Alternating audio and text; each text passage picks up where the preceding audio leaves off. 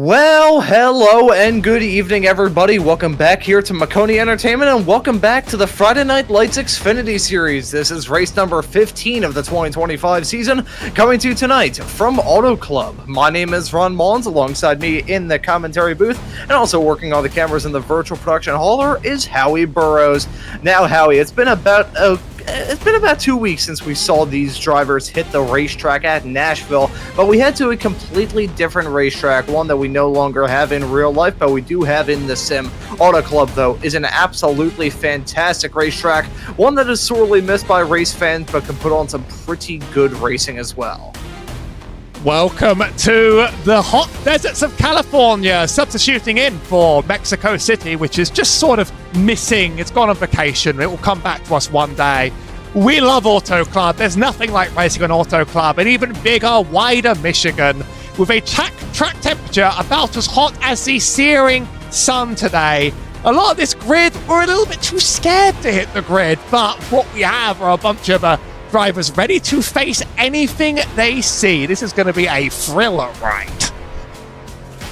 Yeah, I think this is going to be good, and I like the small little addition in there for the track information graphic. God rest its soul. And also, I will say, I'm not sure, Howie. I may ask you this information. Who wrote up that information in terms of when Auto Club opened? Because it certainly did not open in 2007. I believe it opened back in 1997, if my memory serves me correctly. I looked it up. I typed it. I saw 1997, and then my fingers hit the wrong keys. So that would do it. We'll fix that next time I go to Auto Club. I definitely saw 97. And I thought, wait, why is he telling me I was wrong? And then you said 2007, and I was like, oh, that's not the thing I should have written.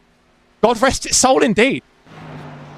You know what? I'm going to cut you a bit of slack, Howie. There's been certain points in time where my dad just saying it was like trying to get some information out of me for, like, I don't know, a form for like a race event that I was going through back in the day, and he was like, it was December 20th, 1994, correct? I'm like, Dad, 2004. I'm 20, not 30, so I can't necessarily say this is the first time I've seen the 90s and the 2000s get mixed up. This track's still absolutely fantastic. The asphalt that is on this scan of the track and is still on part of the small little bit of the track that still remains.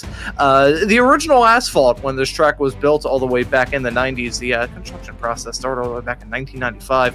And fun fact for y'all, it was originally owned by Roger Penske. So not only was it just Indy owned by Penske, but here is the starting grid for this race. Mark Paget will start this race from the pole position. Charles Velasquez Jr. will join him on the front row. On row 2, it is Bryson Hixenball. Alongside him will be Kirk Mills. In P5 and P6 on the third row of this grid is Noah Woods and Eric Wineland. In P7 and P8 on the fourth row of the starting grid is Kyle Amon and Steve Benjamin. And then rounding out our top 10 for this race here this evening is going to be Cliff Mullins and Nathaniel Pollard. Smaller than usual grid, but plenty of cars to run around. Adam Benefield sits in 11th, with Joseph McWhorter next to him in 12th. Hannah Marty alongside Austin Evie take up 13th and 14th. Jordan Person and Tim Phillips takes up 15th and 16th, with Michael Pratchik next to Mason Lowry as we approach the 10th row with Jason Taylor and Daniel LeWan. I think he's only a couple cars behind, Ron. Yeah, just looking through the rest of the drivers we have in this starting grid, it's Michael Deitch starting this race in 21st. Ken Ron alongside him in P22, in P23, and P24. On the 12th row of the starting grid, we have got Brian Workman and Rory Collins. Then looking right behind them is a blank space of air. It's a tumbleweed. We're on the west, so it has to be a tumbleweed. So 24 drivers set to take this race here in a couple of moments' time. Should be noted some of the information heading into this race. It's going to be a very fun one. There is no question or shadow of a doubt about. But looking at some of the other information for this race, 150 laps long is this race. Stage is going to be at the end of lap 35 and lap 70. So we will not see it as soon as we hit those laps. It will have to be until we get to the end of that. 4 tire changes, 5 sets of tires allotted to these racers, and as is usual here in the FLCC world, with both this series and the full-length Cup Challenge that you can also catch here on Maconi Entertainment on Saturday nights, 17x is the limit. And now, Howie, do you think we're going to see those drivers get close to that barrier, or do you think it's going to be a smooth day? Hopefully not. This is quite a wide track. There's a lot of space, and these cars do fall apart to pieces. Before we hit the green, shout out to Bryson Hicksonbar, by the way, our current season champion, only because he's community manager of the Gen 4 Cup. He's got a great season ahead of him with that new release, and we put our trust in him. I'm going to leave the start to you, though, before I yap on for any longer. Oh, trust me, yapping on forever is basically what's on my business card, but waiting for this business end of this race, a green flag is down, the drivers are on their way. It's Paget and Velasquez Jr. giving us a big, nice old drag race down into turn number 1 and 2. Paget gonna hold on to the inside lines. He heads his way off through the turn. Look at Bryson Hicksonball, though. Maybe gonna try and make something work on the inside as Kirk Mills running the high side. This is one of those tracks where the best line is going to change all throughout the race, and there's room to go 3 wide absolutely everywhere. Saw a little bit of it with room to go. Hicksonball already trying to hit the bottom here. Kirk Mills in that 69 car running at the top. People just sort of looking for grip. I believe you sort of save some tyre on the bottom for half the track and the top of the rest. We're going to see lines going everywhere, and already we're going to be far from single file. Yeah, we are definitely not tame in this race. These drivers are hauling the mail, heading down that start-finish straightaway off into turn number 1 and 2. This patchy and bumpy racetrack is going to be rather abrasive on the tires and rather graining on these racers as well. So we can see them already scraping the wall coming out of the turn as Velasquez Jr.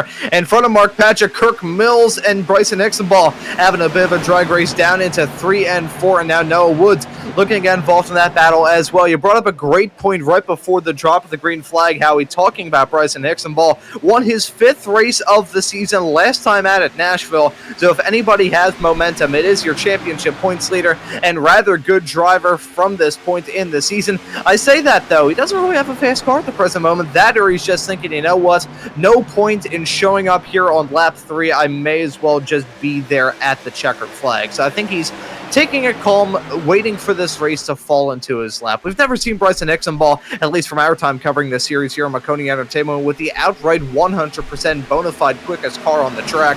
He's usually just been running smooth all throughout the race, then come time for the end, he's there to pounce. And this is going to be a very long-run race. It's not hard to pass around here. You've got plenty of space and plenty of time once your tyres come into full force. And those tyres are going to be facing the full force of it. We have a track temperature of 136 Fahrenheit. I'm British. I don't know what those numbers mean, but I can tell you that that is hot, hot, hot. They've called it the slip and slide for a reason just before the race began.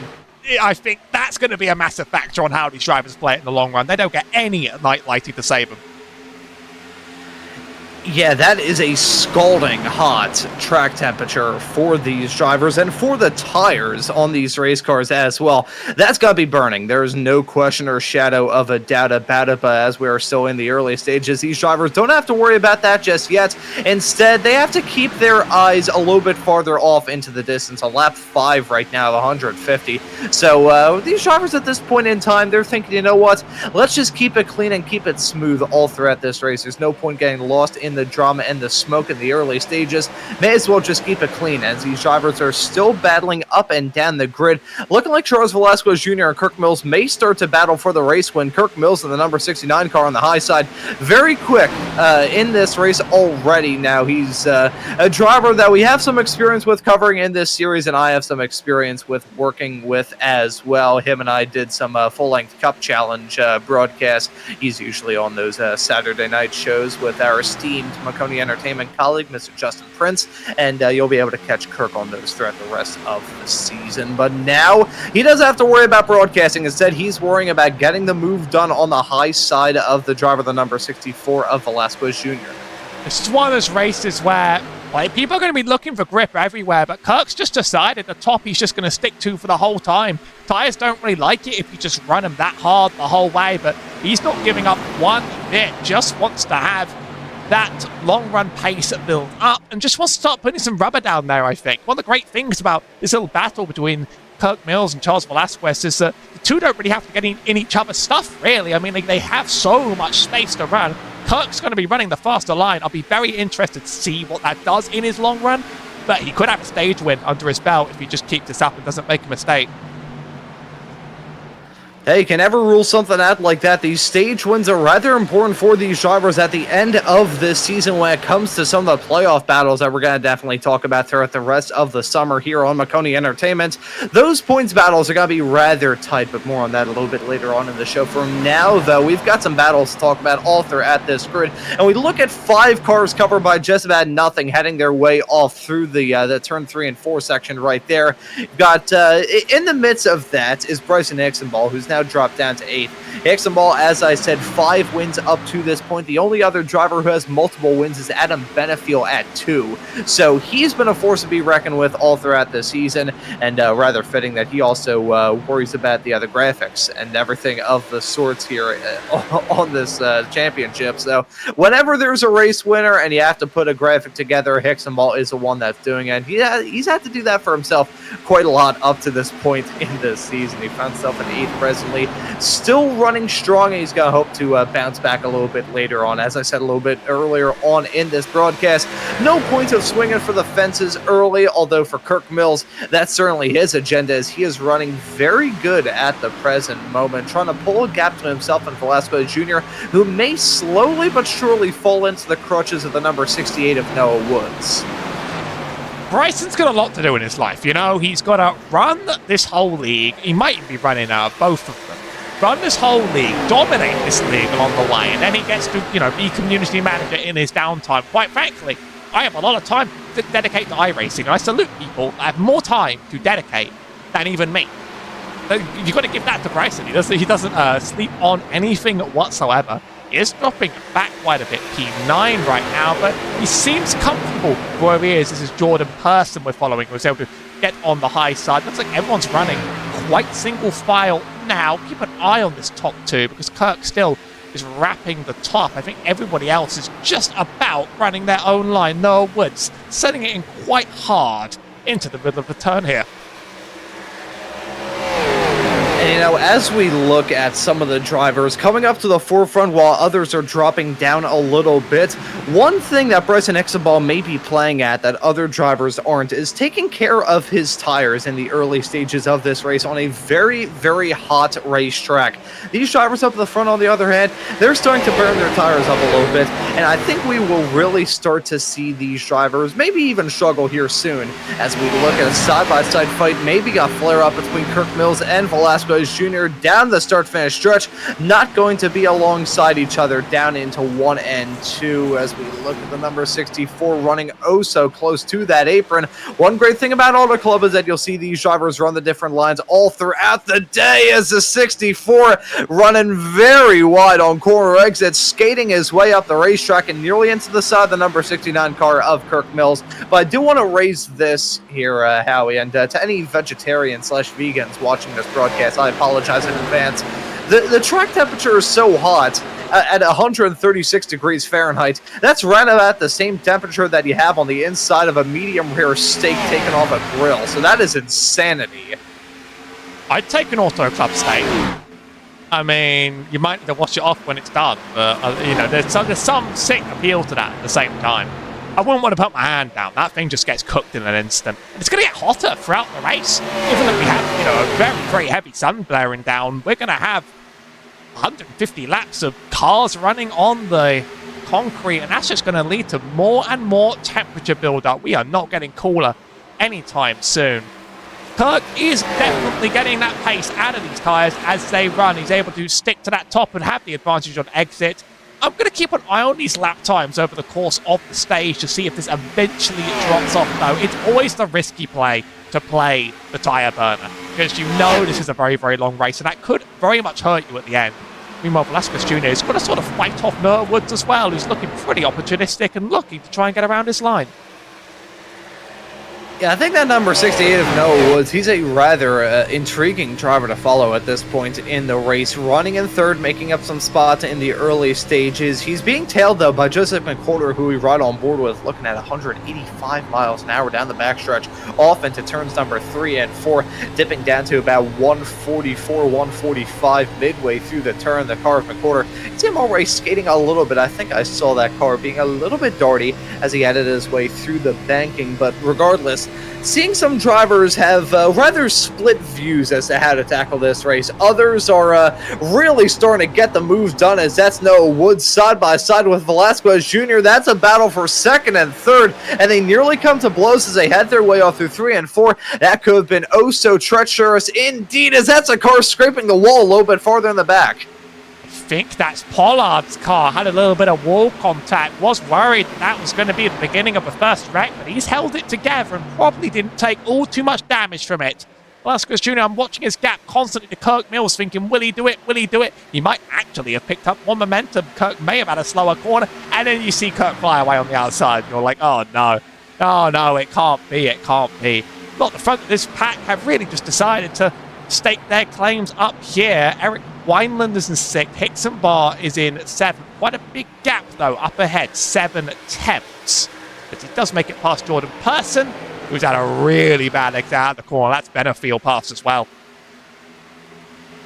See, I was going to say that you should have said the stake your claims line right after I made that comparison of the track temperature and the doneness of stakes, but then I remembered that when it comes to my commentary, I am quite cheap. So I'll just leave it at that, as it's now a side-by-side fight at the front of the field between Kirk Mills and Charles Velasquez Jr. Look at him, maybe trying to make something work. I think Mills had a terrible run through 3 and 4 because that gap has cratered between these two racers, and it's yet again a bit of overlap between these two, heading their way off through 1 and 2. Velasquez Jr. on the inside, Mills trying to rip it on the high side up against the fence, and he's going to clear him, but only just coming out of the turn. That was some close quarter stuff for the number 64 of Charles Velasquez Jr., but your driver started this race up at the front, dropped down to P2, now made his way back up into the race lead, but Kirk Mills is still there within striking distance. The real question is, though, here, Howie, as a number 69 car really cooked his tires, as now here comes Noah Woods on his inside to maybe drop him back down to third. I think he has hit the drop-off. I actually heard on the microphone from a voice that I can tell is Kirk's from a mile away, "Thank you for letting me lead a few laps." So I think even he's accepted maybe his fate. He's going to wrap that top, though, until the end of the stage, it looks like, as Noah Woods has to hold off McWhorter, who almost got underneath. Now, side by side, Woods ducks in behind Mills. He's not totally done on pace. I think he just had a particularly bad lap. Here comes the 0-2 of Paget now trying to get under. It's just such an interesting track, though, because getting under doesn't mean everything all the time. You have to get a good exit. This isn't somewhere where the bottom just wins, but it can win with the right entry, and it's a very good corner for Paget. I think he might get McWhorter on the next one, especially if there's any help from Wineland's 87 there. You know, this is definitely an apples to broccoli comparison, but I'll give it anyways. I was doing some races in the preseason update IR18 IndyCar here a couple of weeks ago, and man, I learned the hard way how important it is to get a good exit coming out of these turns. If you have a bad run out of either 1 and 2 on the backstretch or 3 and 4 onto the front stretch, you are basically going to be a sitting duck. Not even a sitting duck. It'll feel like you're dragging an anchor through asphalt, and you will drop down like a stone thrown into a pond. So these drivers looking to keep that momentum rolling, which I think is part of the reason why we're seeing many racers be able to rip it on the high side as long as they have been. But as we start to see this race develop, more of these drivers have a bit of a bigger discrepancy between their tire life. We're going to start to see these drivers fan out a little bit. We're going to see some ripping the wall. We're going to see some others maybe deciding, you know what, I want to just stay glued to that white line on the inside of this racetrack. then you're going to see some drivers just run the middle, try and find any grip at all around here. We're at that point when it comes to track temperature as well, where the tires are boiling and the track is super greasy. So not a good combination in terms of the grip department, which I think is going to give us some uneasy drivers. And in the process of having some uneasy drivers, we're going to see them really experiment when it comes to trying to find speed here. 2 p.m. in the California desert. Who would rather be outside with no shade? Let me ask you that. No, Woods pulling off the pass now on Kirk. I think that pace is dropping down. And let me just mention, when it comes to your IndyCar comparison, oh, no, the pass isn't on apparently. It's because I said so. Take it from someone who's won an Indy 500 and has driven those cars. I'll never understand the Indy cars here. There's something about the pace there that I just don't get. I just sort of lose it and eventually clip the apron and die. So that's me. That's me over here. I mean, this track, though, is where I learned the trucks in the Xfinity. It's where I learned to send it on the top on restart, something this league doesn't allow, by the way. You can't just send it on the top before the start finish straight. Where I learned a lot of my trade. Couldn't have done it at a better place, really. That's the pass finally done. No, Wood now past Kirk Mills. Joseph McWater's going to be the next one to look for, and it looks like people are one by one starting to slide on by. And slowly but surely getting the moves done on their competitors, starting to see those differences be brought up in reference to tire life. 21 laps on the board of this 150 lap long race. And as we do approach the end of this stage, which a reminder to anyone just tuning into this broadcast here on Maconi Entertainment tonight, will come at the end of lap 35. We are really starting to see some drivers rise to acclaim and others drop down like a rock.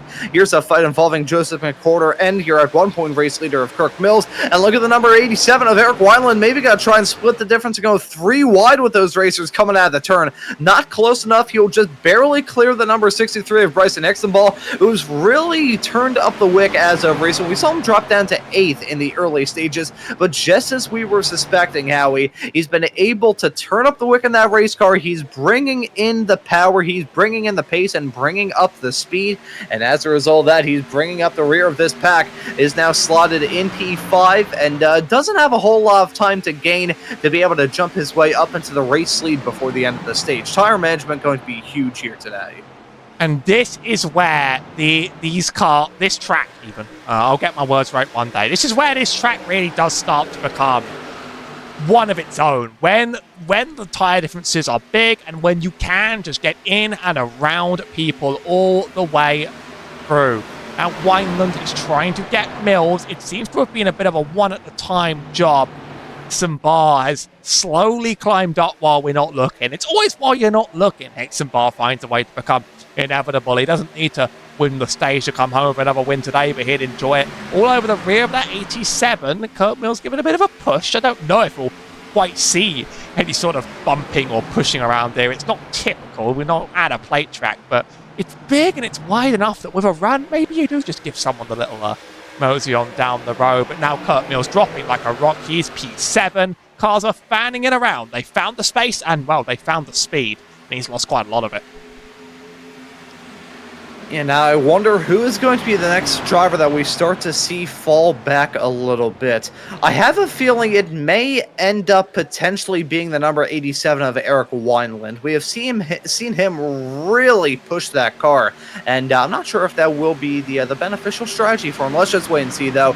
Still about 12 laps left to go here in stage number 1 today, as they're nearly 3 wide, heading down the start-finish stretch off into turn number 1 and 2. These drivers will not quit, even with very scalding hot track temperatures. They're still got to be risking it and going for the moves, as that was Wineland hitting the wall, heading his way through turn number 2, nearly came back down the track and clipped the right rear of the number 63 of Bryson Extenball. That could have ended in disaster. And look at those two. It's the number 63 and the 83. It's Extenball and Benefiel. Extenball and Benefiel, the 2 multi-time race winners up to this point in the season. The only 2 multi-time race winners, mind you, up to this point in the season.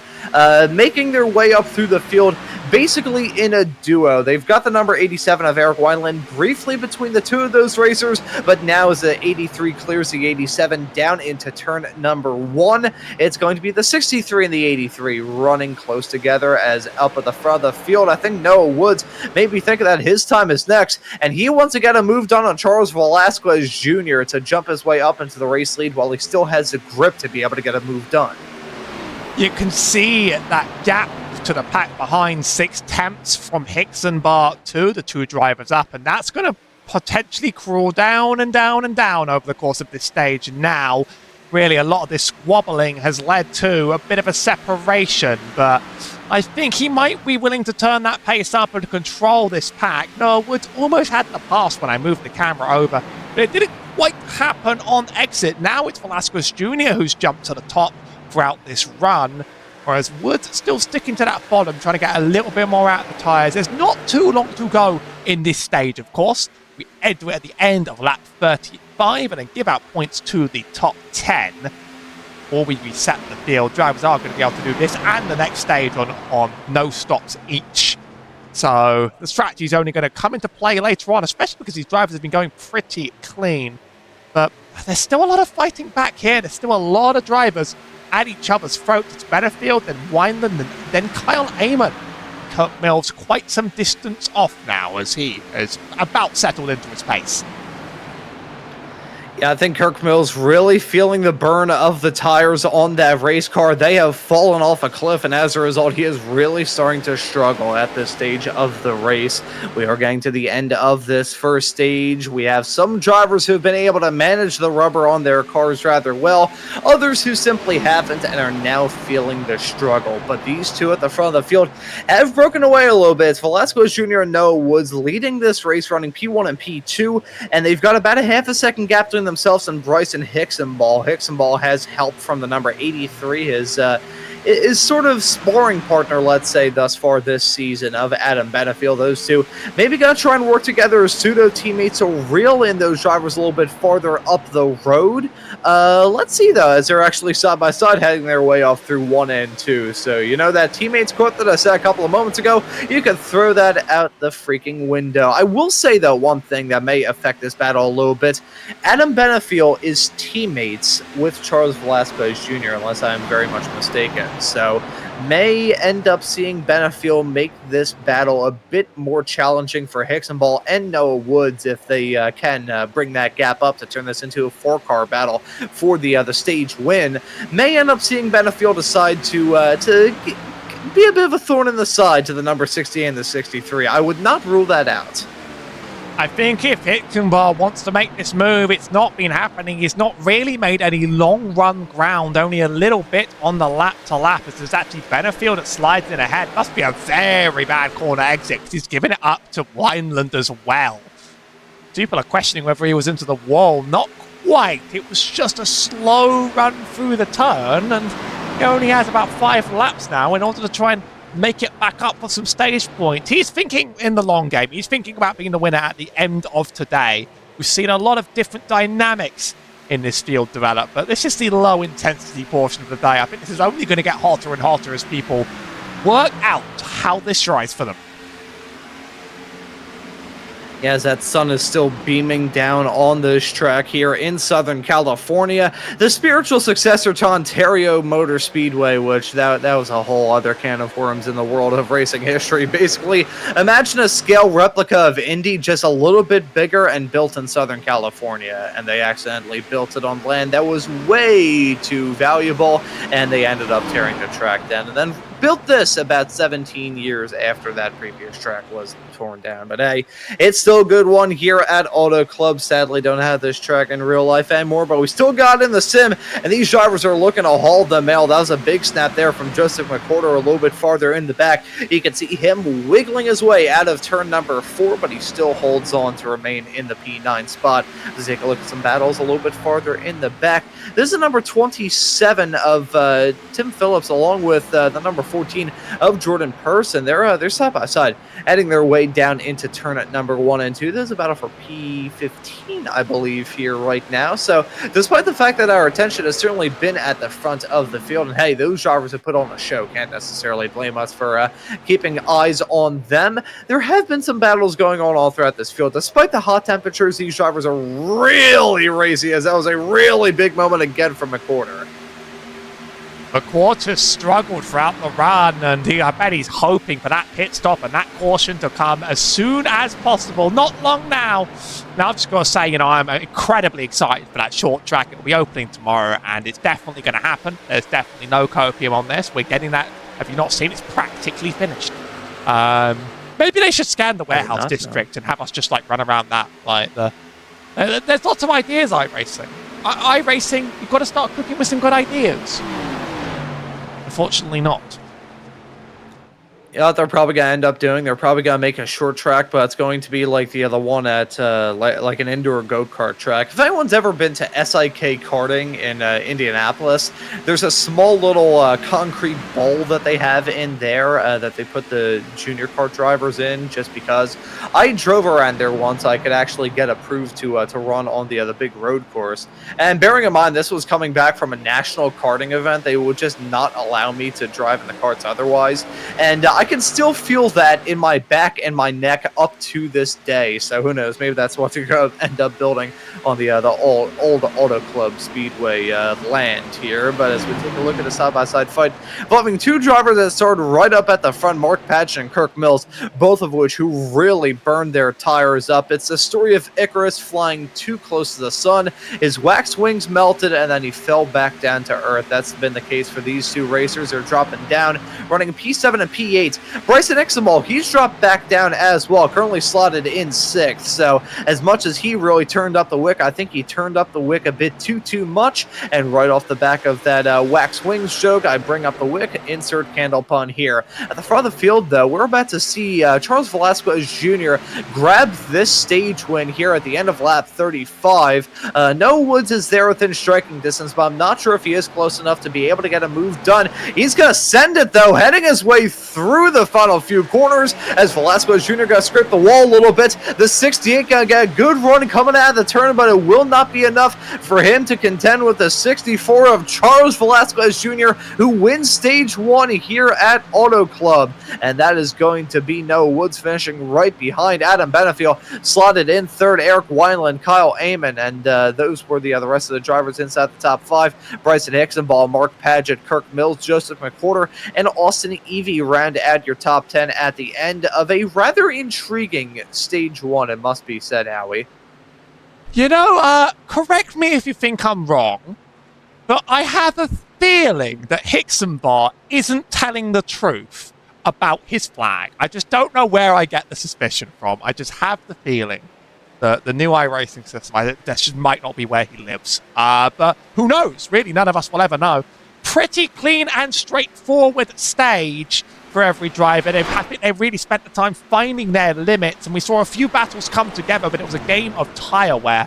I think the next stage and then the one after, it's going to be various flavors of this, but that intensity is going to increase and increase and increase as people start to think that they're going to hit that limit. And as we are under the first yellow of this race, not for incident, but because of the stage break, I think we'll take a look at something I promised a little bit earlier on and have a quick little gander at how those championship standings, how the playoff bubble is looking here at the present moment. Getting into crunch time here from this season, only going to have 10 more races left in the regular season after this race here at Auto Club. Bryson Ixenball, as I said, 5 wins already. Benefiel at 2. Daniel Llewellyn, who won very early on into the season, is slotted in 3rd. Ryan Strunk, Lucas Hoisman, and Charles Velasquez Jr. all locked in on race wins. Joseph McWhorter, the top of the drivers in terms of scored points.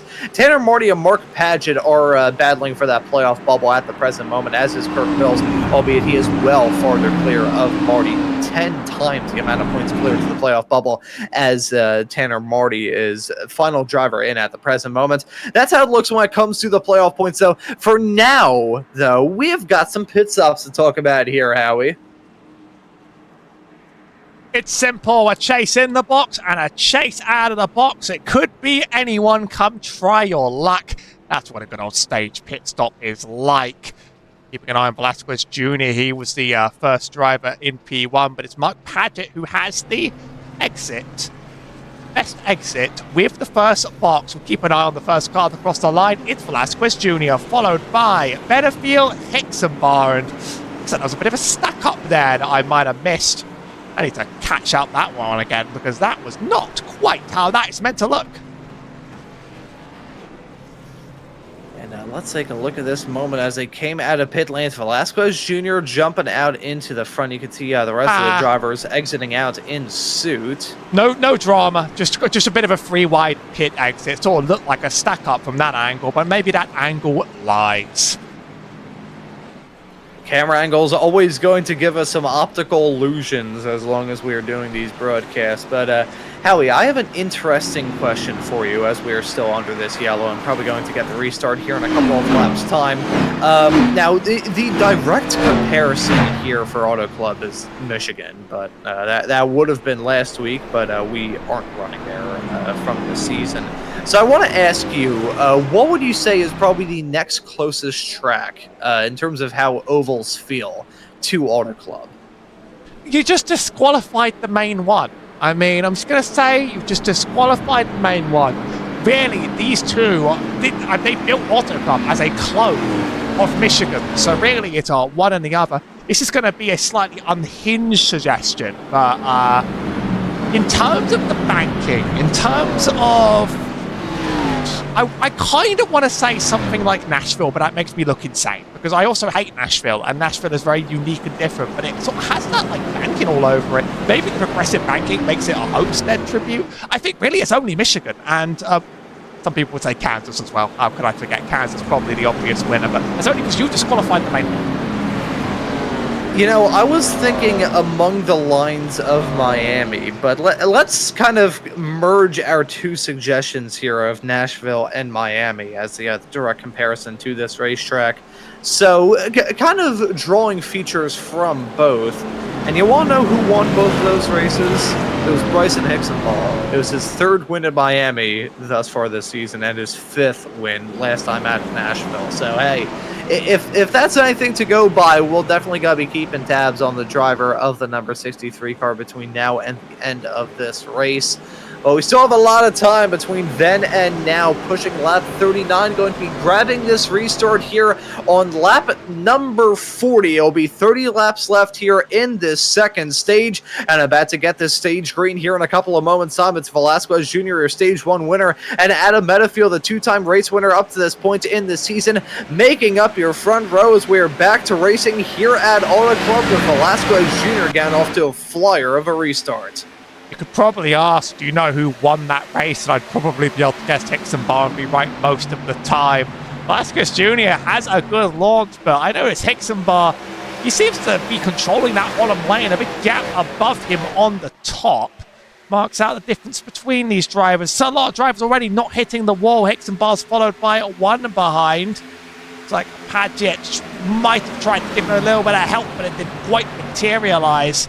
It's very much a race to the bottom in the first few laps of each stage. It's going to be a shorter stage than the first one, of course, because we've just ran some caution laps before we get the big one with the pit strategy at the very end. The field ran caution free on that first run. Do you think we'll get it again?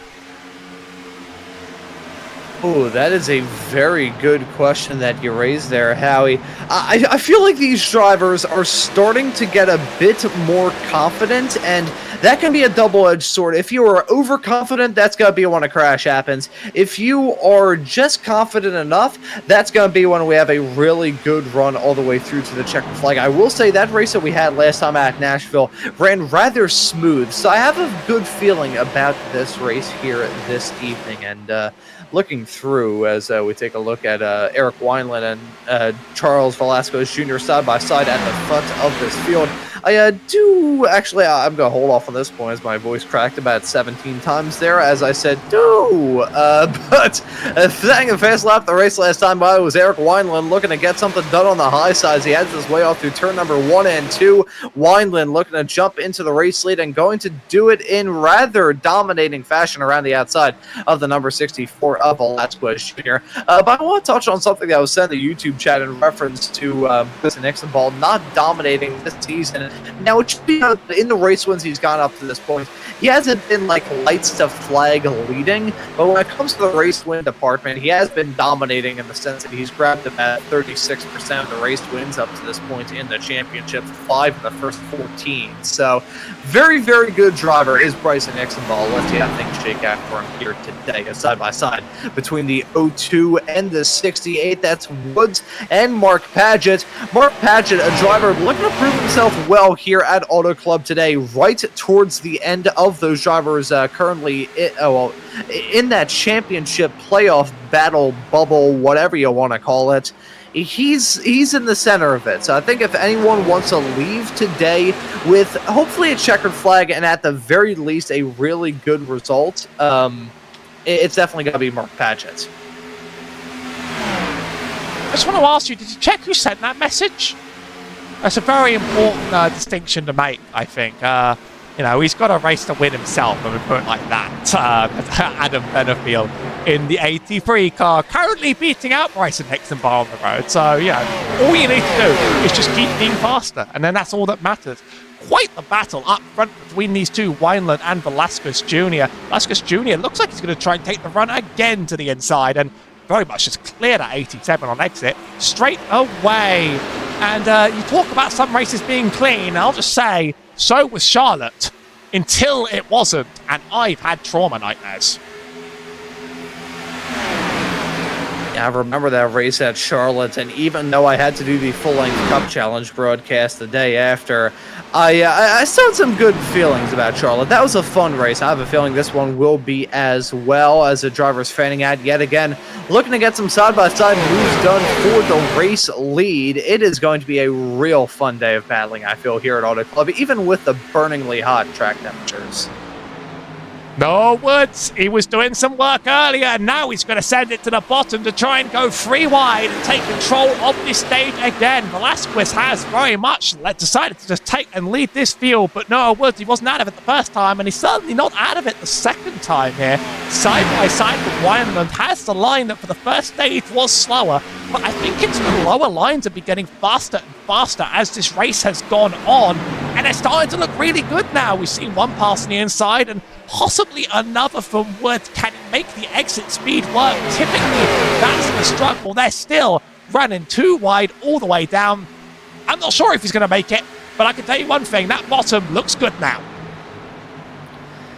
Yeah, it is looking very nice here at the present moment of this race. Let's see who's going to be able to ride that bottom as well as they possibly can, and who may struggle a little bit to really last the distance. Oh, look at that. That was a bit of a snap there from the 87, heading his way back onto the racetrack. He merged up a little bit, nearly ran into the side of Noah Woods, and that could have ended in disaster for those 2 races. Thankfully, though, it ends in as diplomatic of a way as it possibly could have. Velasquez Jr. still your race leader, and all of this drama that's going on right behind him. It is a battle of the titans at this stage of this race. All of them looking to get a good result. As much as I said that, a driver like Mark Paget looking to leave this race with a good points haul.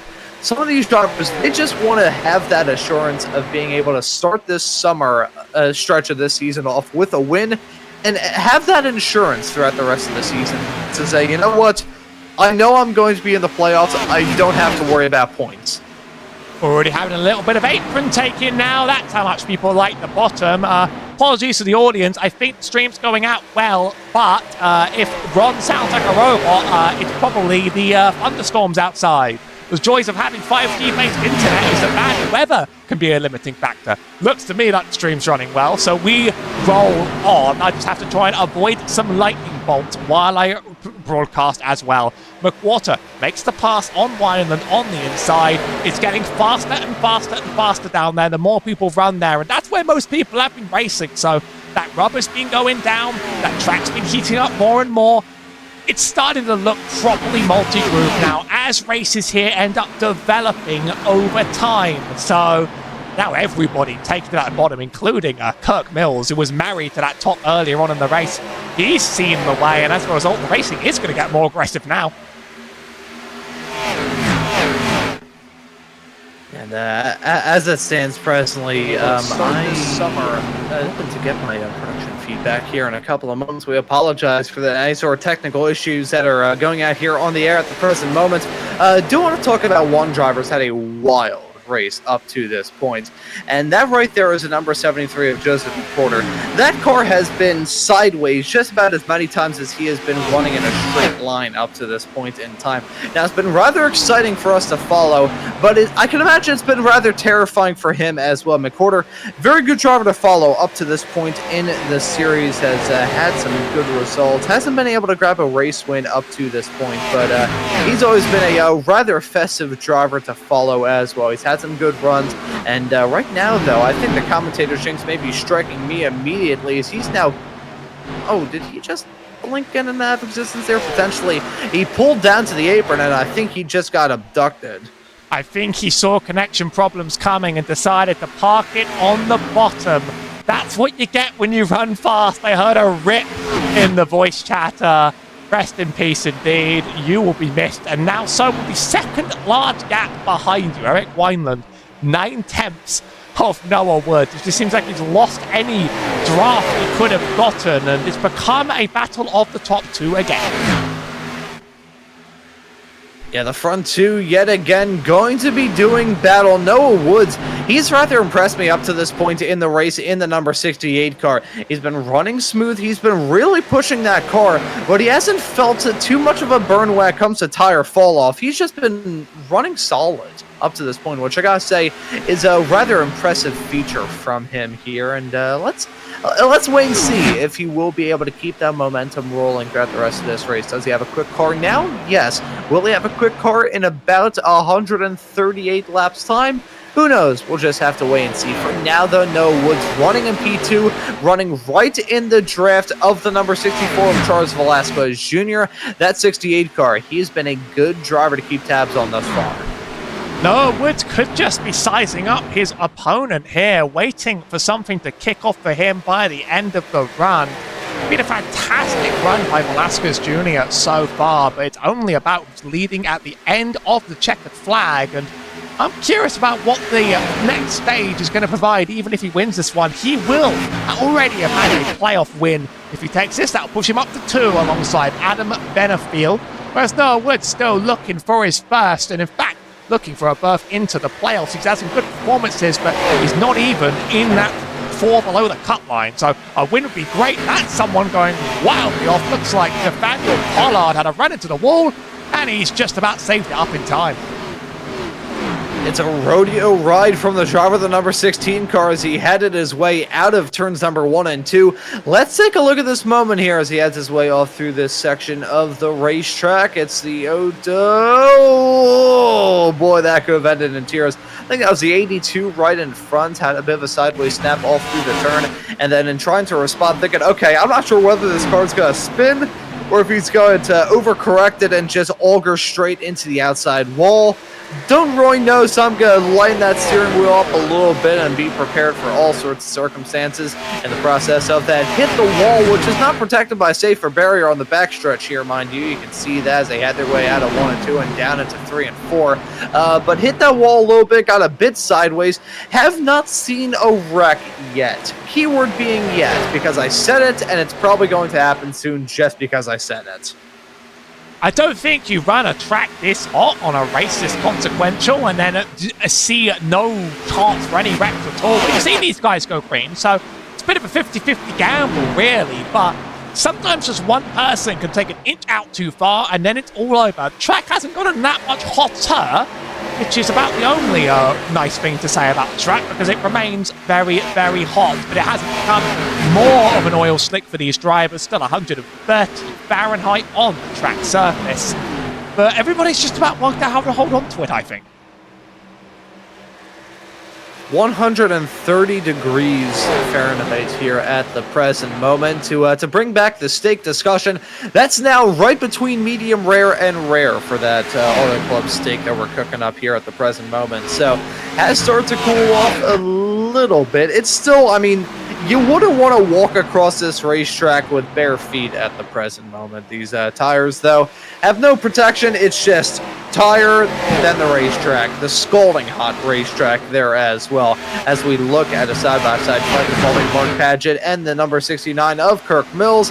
Looks like they will maybe, I thought they were going to single file out down into 3 and 4. They did not, as they're still overlapped down into the turn. The 0-2 of Mark Paget looking to hold on to that inside line. The 69 of Kirk Mills running up on the high side. Looks like they finally single file out, coming out of the turn, and we are getting into crunch time for the stage here as well. Lap 57 presently, and the end of this stage going to be coming up on lap 70 here. At the end of lap 70 will be the end of this stage, so we are getting to that point where we have to start thinking about who is set up the best to end off the stage in style. And it's been a shorter stage than the last one, of course, and then the last one is there's going to be some strategy alone in that. Drivers are going to need to make their stops for fuel and possibly even more tires. Now, you're a man of many stories, so allow me to, for once, humor you with one of my own. And it is NASCAR related, so it's great. I was at Grand Hatch for the NASCAR Euro Series in the last weekend.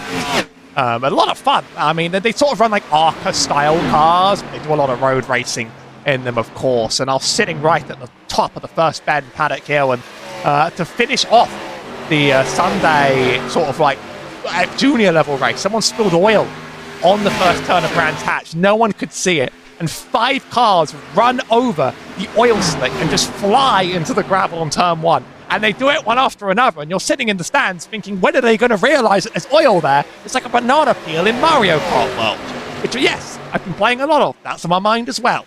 So I'm well aware of what a NASCAR car does on a slippy track, and that is go straight forward with no resistance. I think we got a bit more grip than that around here, and I'm impressed everybody's kept it together. I tell the greatest stories while Adam Benefield takes P2 from the wood. He's been slowing in pace, and who's come back other than Kirk Mills? Yeah, Kirk coming back to life in that number 69 car. It's been the complete opposite from what we saw in stage 1, where he was running strong at the start of it, then just slowly but surely started to drop down. Then he just completely fell off a cliff when it came to pace.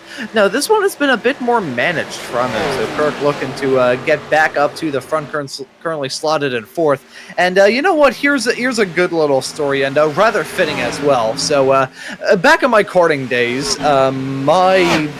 a longtime buddy, his dad actually owned and still does own a old VW Beetle that he used to hill climb here in the state of Pennsylvania, and decided to run it at the event that we were running at. We ran autocross with the Sports Car Club of America, so it was cars, karts, just about anything on 4 wheels, and maybe even less or more wheels, depending on what sort of class you're in. Not motorcycles, though. But any sort of car/vehicle was there at the event, and my buddy's dad brought up his VW Beetle, and I think it was on the 3rd run of the day, heading down the backstretch at the infield road course at Pocono Raceway, which fittingly will be the other track that we visited 1 week's time here for the Friday Night Lights Xfinity Series. Blew the motor up. And there was just a string of oil that lasted, I think, probably about 1,250 feet heading down the backstretch. Now, in a car, you have to worry about the paint a little bit. In the go-karts, on the other hand, where we didn't have any sort of like balaclava or anything, so we were basically just inhaling that air as it came to us. My buddy Robbie and I thought we were going to get like some sort of like asbestos-related disease from the oil dry left on the other end of the racetrack. And very fitting I brought up that story. I'm actually going to my buddy Robbie's graduation party tomorrow here, so happy graduation to him. It happened like a month ago, and sorry about that motor blow up, which happened 8 years ago. Just pointing out before you get excited, that car flying through the field is the disconnected and reconnected car. Joseph McWhorter is going to be significantly faster on those tyres, but he's got 8 laps to make up, and that's a lot to make up at Auto Club. So don't get excited at a new car just flying through to take the lead while we tell our funny anecdotes. I miss things while I'm telling my funny stories, but I wouldn't miss something that extraordinary. Let me tell you that. No, Woods dropping down, down, down. Kirk Mills was able to make the move, and now he's sitting nice with a P3 on the stage. And in fact, Hixenbar's next to take on Woods. If anyone does, it's him. Wineland next behind. Feels like he might have used too much of that stuff early in the stage, and now it's all just falling apart. Not looking too good for him at the present moment. Are getting into crunch time, as I said a couple of moments ago. Even more into crunch time now. Lap 63 coming to 64 this time by here in the stage, as we are on lap 63, following the number 63 of Hixenball. Maybe trying to make something work around the outside, coming out of turn number 3 and 4. Looking at that move on Noah Woods, not close enough, as the number 87 of Eric Wineland looking to make something work here, as well as 3 cars covered by just about nothing down the start-finish stretch off into turns number 1 and 2. Charles Velasquez Jr. is still your race leader. Adam Benefiel slotted in P2. Kirk Mills rounds out your podium in third here presently, as 3 wide racing just barely a little bit farther in the back of the shot between those 3 racers, battling for the final spots inside the top 5. It is some very good battling that we're seeing here at the present moment. You know, despite these conditions being, I can't even say less than ideal, despite these conditions really not being good at all for these racers, they're still putting on a pretty good battle, which I can respect. And it's going to get better and better as we get more and more grip. This stage has been better than the last one because there's been sort of more grip distributed among the track. And that's only going to amplify when there's actually a race win on the line. Velasquez Jr. has been able to run away with this 0.8 of a second. It's why we've not really been talking about him. But, you know, further behind, we've been seeing a lot to make up for it. A lot of it's been tire differentials. A lot of it has been some drivers just having better stuff used than others. But that's often the key to a good racer auto club. It's just you have to play the long run here, and you just have to not overdo it on a track that wants you to overdo it. Because it won't punish you with, like, a wall if you're any good at this. But it will punish you in, like, an insidious way that you just don't really quite realize until it's too late. Oops, I was on the wrong line, and now I'm dropping back like a rock.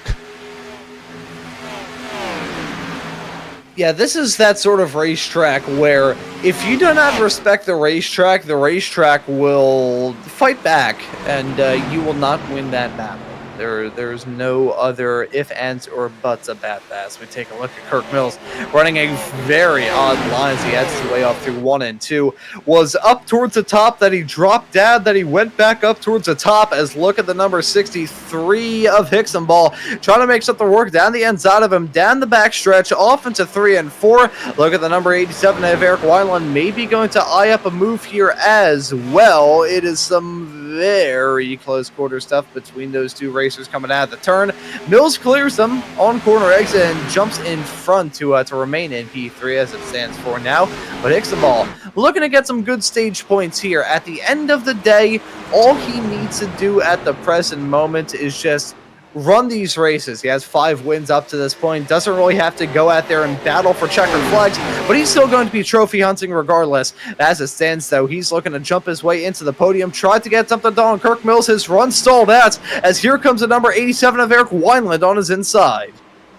Hugging the bottom, we're ready to go 3 wide. Kirk Mills has been enjoying that top, though, as I hear another quote from him on the chat. He said, "I've not had this much fun driving a car since Bristol." So he's in his element and he's enjoying himself. We know how much fun he had all the way back at Bristol when we first started covering this series on Maconi Entertainment. But now he's got a lot to hold off. Hixenbar and Wineland, they're fast drivers, they are aggressive drivers, and there's only about, 2.5 laps left in this stage for him to hold off these places and score some points out of it. I think we're learning a lot about how this field is going to race going into the final stage. Velasquez Jr., absolute favourite. Benefiel, pretty strong behind, and the rest, well, it really could be anyone. Even though Woods is sort of back in the picture, hugging that high side, waiting for this stage to end. Oh, he's washing up. He's not having a fun one. Yeah, you can get that feeling whenever, I'm sure you've probably had this feeling, Howie, doing a show, and you see a car dancing around a racetrack, either just getting oh so tight through the turns that it basically feels like the steering box in the car has been replaced one that you'd find in a Peterbilt truck, or you see a car that is just wicked sideways coming out of the turns, and it kind of feels like you're being electrocuted looking at those cars running around the track. It's like, oh boy, that is not a comfortable experience at all. These drivers, I wouldn't say they're comfortable either, as it's side-by-side, nearly 3-wide action, involving the 87 of Wineland on the inside, Hixenball just to his outside, and Kirk Mills, who they were briefly alongside with, heading their way through turns number 3 and 4, as a white flag is in the air here for stage number 2. Charles Velasquez Jr. looking to sweep the opening stages here at Auto Club, as he has a pretty comfortable lead between himself and Adam Benefiel. The side-by-side racing still going to continue between these racers. This is a battle for the final podium spot, but it's really a fight at the moment for P4 between Wineland and Hixenball. Looked like Wineland had that run through the turn, but Hixenball just keeping the momentum rolling on the high side, going to be able to jump his way up into 4th. Let's see if any of them will be able to mount a challenge on Kirk Mills. They're briefly alongside, but Kirk going to have the run on the high side, probably going to hold off on P3 for now, as Charles Velasquez Jr. going to win stage number 2 here at Auto Club. He got followed in suit by Adam Benefiel. Kirk Mills holds on to the final podium spot. Bryson Hixenball and Eric Wineland finish right in tow as the yellow is coming out. That is the end of stage number 2. Those were the drivers inside the top 5. The drivers still inside the top 10, but just out of it are Noah Woods, Kyle Amon, Mark Paget, Austin Evie, and Cliff Mullins in the number 82 car. Round out your top 10 at the end of that stage.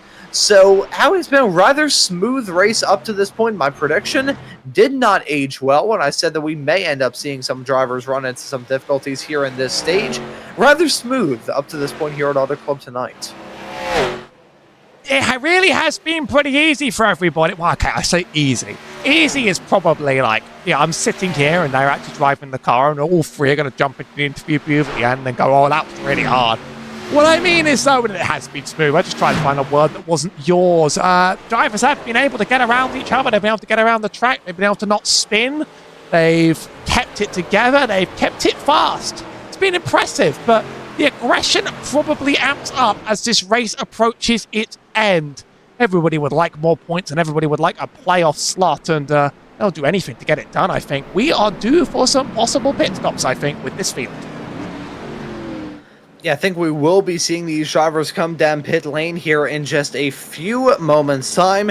Going to be led in the pits by your race leader and Stage 1 and Stage 2 winner of Charles Velasquez Jr. He's been able to manage his tires up to this point in time, and it has certainly showed he has kept that pace rolling. He's kept the momentum rolling all throughout this race and all throughout those stages, and looking to keep that going heading into the end of this race, as we do have the drivers now making that call to come down pit lane. Who is going to come out with a good stop? Who's going to stay out? That's a car staying out a little bit farther in the back. Not entirely sure who that was staying out. Is it McQuarter the pits or Wortman? They're both a lap down, so they might get an extra later lap in. Gotcha. I think that would certainly make sense, as you brought up a little bit earlier on, Howie. Not going to see these drivers come into the pits during the opening stages because the stints are just long enough whereby these drivers can make it fine. That's a backup there from Hixenball. That's not going to help his case out at all when it comes to a good run through pit lane. The O2 and the 64 both up there on the jacks. The O2 probably going to be there for a little while. So 64 out and away. The 69 of Kirk Mills, I believe, going to jump into P2. Hixenball going to drop down like a stone thrown into a lake as a result of that moment there. May not seem like much, had to just back up a couple of feet, but in all of that, he dropped down from Wells just about a good podium spot, or damn near close to us. He's now dropped down to 6th. Not a game ender for Hixenball, but not going to help out his case either. Thankfully, you're on Auto Club. You're on a track where you can pass, but he hasn't been the fastest on the track for the first 2 stages. We know who the fastest driver on the track has been for the last few stages. It's Charles Velasquez Jr. He gets to control the field one last time for a good old super stage, or just under an hour of green flag racing with a mandatory pit stop in the middle. It's going to be led by Charles Velasquez Jr. on this field. And we are coming up to the halfway mark of this race here at Auto Club. Race number 15 of this FLC Friday Night Lights Xfinity Series season. Velasquez Jr. won a little bit earlier on, so he's already locked into the playoffs. But we've got some absolutely awesome races to look forward to between now and the end of this season.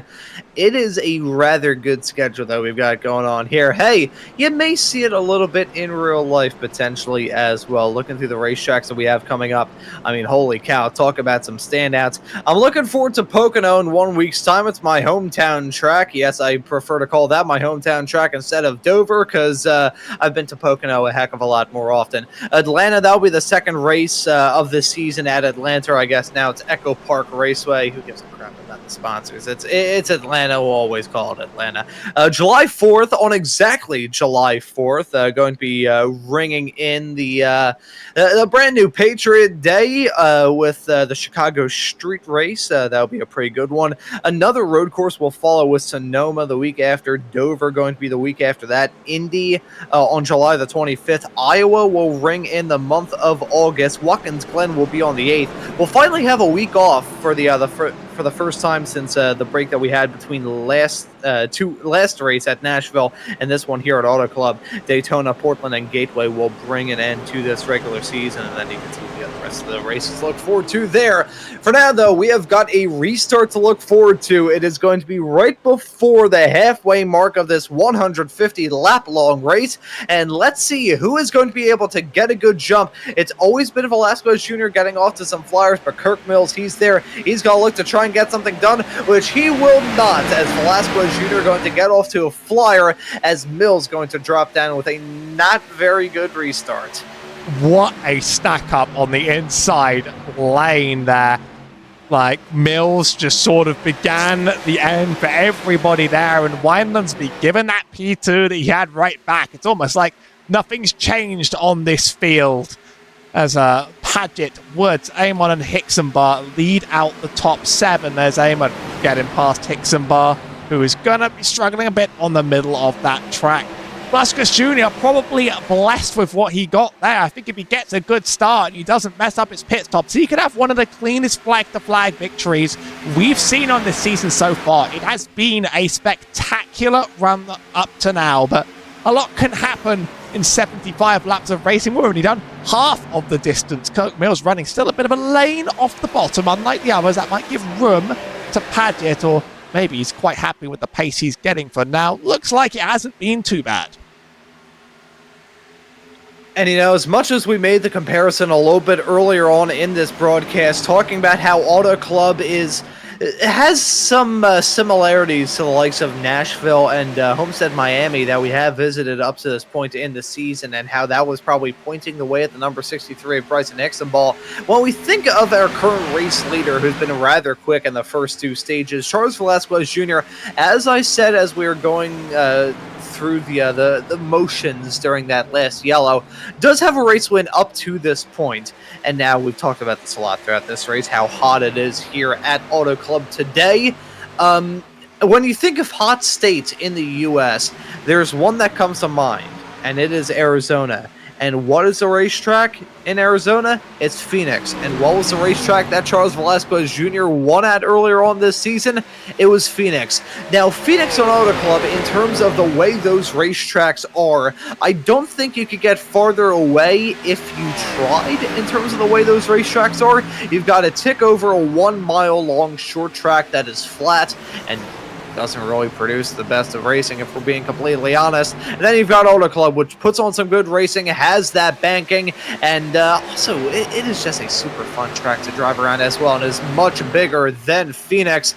The 2 tracks are hot, though, and I think Velasquez Jr. has a really good chance to do well here. For now, though, Eric Wineland's feeling good. He gets that move done down the inside, off into 3 and 4, gets a good run over the past half a lap, and Wineland now jumping into the race lead.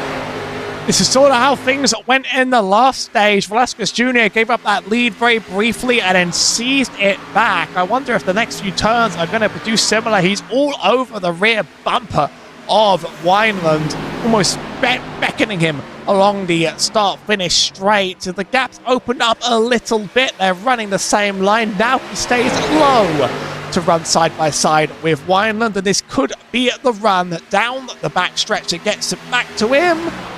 Their speed on our middle lane, and that's a really, really deep sent-in entry to get that position back.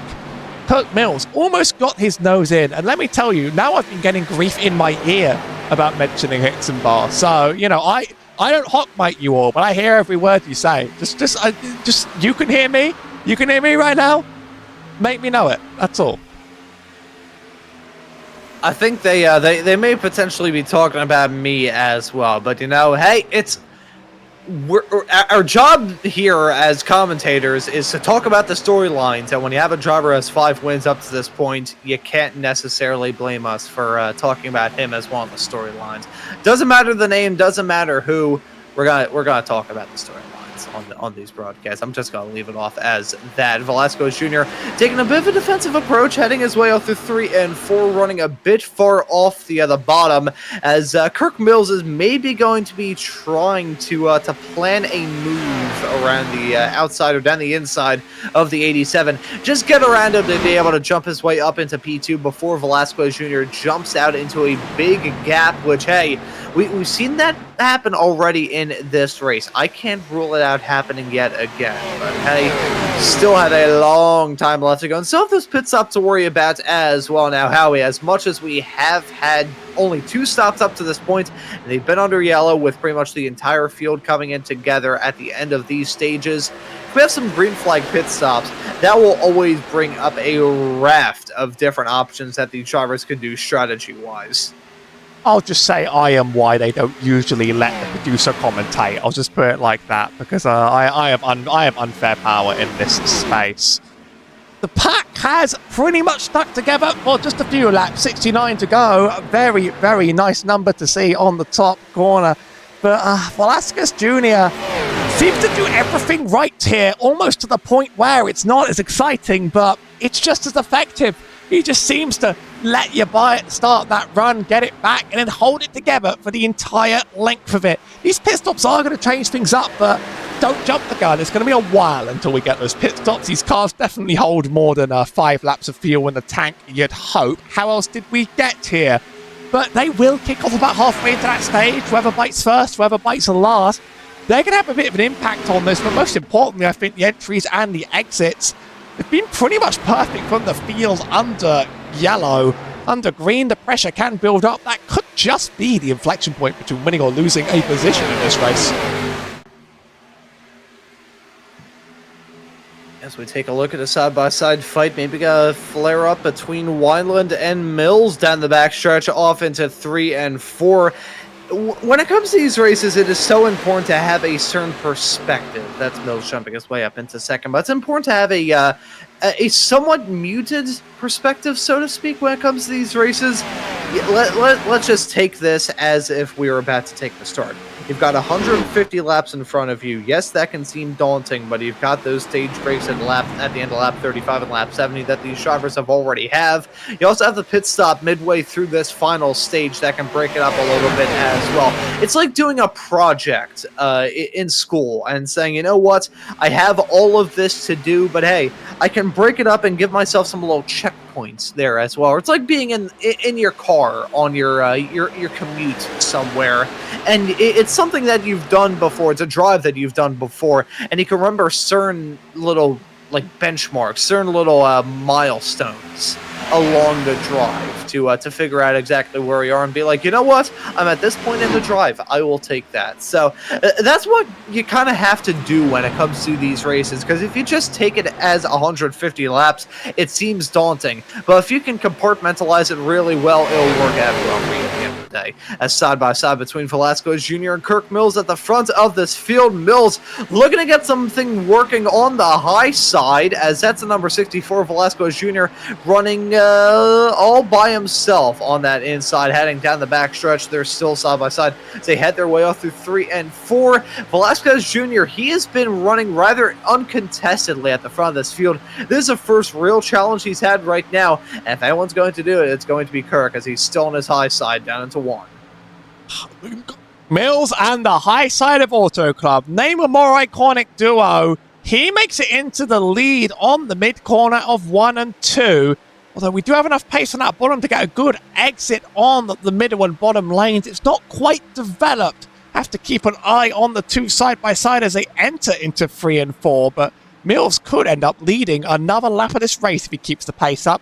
Austin Evie in the 03, driver that's been struggling at this race. I'm not exactly sure why he hit pit road, but on the way in, he ate a black flag as well on entry. So that's a race that was already going not the greatest, gone even just a little bit worse as he had to stop and hold in the lane. But yeah, Kirk Mills, he's made the exit work, and he's very, very, very cleanly taken that P1 away from Velasquez Jr. First time he's been really challenged on pace this race. It has been a slower run for him.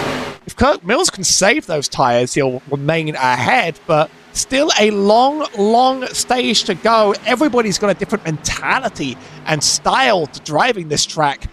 It's going to be interesting to see how that plays out in the next 10 to 20 laps.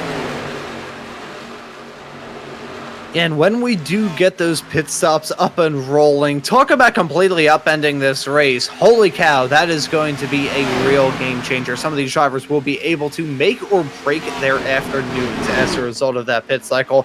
Who's going to make it and who's going to break it? Let's just wait and see. For now, though, we've got a fight involving the 02 of Mark Padgett and the number 63 of Hickson Ball. We'll just start referring to him as a number 63 because I guess we've been talking about too much up to this point in the race. We'll say the 83 of Adam Benefield looking to maybe get a move done here on the inside of Padgett. Padgett looking to hold on to a good spot. I don't think he has the pace to really contend for a race win after starting this race at the front, but if he can get a good point stay out of it here at Auto Club, that would be a very good thing to have in your repertoire, considering that he entered this race 4 back from Tanner Marty in terms of that playoff bubble. That would be a fantastic result if he can walk away from this race with a top 10, maybe even a top 5, and potentially even a podium if the cards fall into his hands properly. Quite a slow mid-run here from Hickson Bar. Woods has been able to make it out ahead, whilst Padgett's been stuck down further behind. Noah Woods, driver from earlier in this race, was very, very, very fast near the top and then just struggled and dropped midway through stage 2. He's looking to get that redemption and a first possible win. He's shown that he has good pace around here, but making it happen throughout the entire lake from that 3rd stage is a challenge in itself. Kirk Mills running the apron now as he sort of hits the middle in 1 and 2. He's decided to take now the traditional lines in control of this race. Velasquez Jr. is going to want that back at one point, but it is also quite nice to run behind a guy first half of the long stage. You do get some nice fuel savings and you even get some fun dirty air to tell whether a lapped car around the track has to be navigated. Trying to work out which one it is. That might be Evie's car that's on the way. A couple cars have gone a lap down now. Waters left the race, so actually it really is just Evie. Brian Wortman and Rory Collins are also off the pack and near the back today. As you can see, yet again, Kirk dropping down to the apron, heading off through, is it the tri-oval here? I guess we'll call it the tri-oval. Heading down the start-finish stretch, crossing the line. Kirk, I think it is definitely a good fight that he's putting up to Velasquez Jr., but at the same time, I am still favoring that number 64 car at the end of the day. Very quick up to this point in the race, and with 60 to go, gonna maybe try and get a move done on Kirk Mills here in the not-too-distant future. He's on his inside, heading his way up through turn number 4, and a bit of a sideways snap, it must be said there as well. You know, as much as he did have to worry about that dirty air and is getting those better fuel numbers, you do have the other yang involved in all of that. And the fact is, if you're in dirty air, you're gonna have to start to rely on that mechanical grip a bit more, and you're gonna have to use those tires up a bit more. So this is the first time that we've really had to see that number 64 car push it, and not looking very good. Another sideways snap there coming out of the turn. And look at Eric Wineland now looking to get involved in this battle as well. The top 4 covered by less than a second as they head their way down the backstretch into 3 and 4. Mills, Velasquez Jr., Wineland, and Kyle Amon are running at the top 4 presently. All very good as Mills getting a little bit sideways coming out of turn number 3 and 4. As much as Velasquez Jr. has had its own snaps, Mills isn't out of the realm just yet. Velasquez Jr. wants that place back, and he's using his body language of this car to make it very, very clear I've been talking about that bottom getting faster and faster as the race goes on, and it's about to hit critical mass of pace, I think. Not only is it better on the tyres through turn 1, 2, 3, and 4, but drivers have been putting down so much rubber that you can easily send it in on someone that's been hugging that top lane. But the pace isn't there quite yet from this blimp cam. Kirk Mills still having consistent momentum. But behind Velasquez Jr., Wineland's coming in just as fast. We can have a 3-car chase for the lead. If Velasquez makes a mistake, that Drafty Car 87 is going to be right there for it. They're all playing their own game, playing their own lanes around here. That's what Auto Club's all about. The drafty car number 87 is getting the draft off the back of the 2 cars in front of him. That was a cheap punt. I had to swing at that softball as Velasquez Jr. had a bit of a sideways snap coming out of 1 and 2 onto the backstretch. Gonna drop back down to 3rd. This is probably the most we've seen that number 63 car struggle. As you can see, the 87 gonna block him off down on the inside through turns number 3 and 4. That is a big moment for him, as here comes Wineland trying to take the race lead from Kirk Mills. They are side by side as they cross the line, as the 17 gonna look to maybe make something work on the number 64 of Velasquez Jr. It is a fight between Wineland and Mills for the race lead. Kirk Mills was able to jump into that race lead not terribly long ago, but Eric Wineland, he's had an up and down race, and he is now on one of those ups. He jumps into the race lead. He now leads over Kirk Mills. Kyle Amon getting that moved on to Velasquez Jr. a few moments ago to jump into P3. The gap to this front of the field, though, still they've been close ever since the start of this final stage, but they are even closer now. I think just about everybody has packed up, as you can see. Holy cow, Kirk Mills having to swap sides as Wineland throws the block. I wanted to say Kyle Amon is not a name we've been saying throughout this race, but we've been quietly there the whole time, and now that pace has suddenly become unlocked first half of the final stage. Kirk Mills, a bold dive to the bottom has given him pace through 1 and 2, but I think Wineland's faster down this back straight and will be clear even by entry. Made quite a few sacrifices in order to get there, but this is the elbows out racing we've been waiting to see kick off, and we're not even at the first pit stops of the stage. A lot of time being burned up by these two. I think Amon and Velasquez Jr. are going to be enjoying what they get out of here, but really the whole pack is quite compressed all the way up to Mason Lowry in 9th, and arguably just Nathaniel Pollard in 10th is the last car that's well off this pack, 2 seconds further behind. Kirk Mills still hugging that top. If he's slow, Amon's going to have that P2.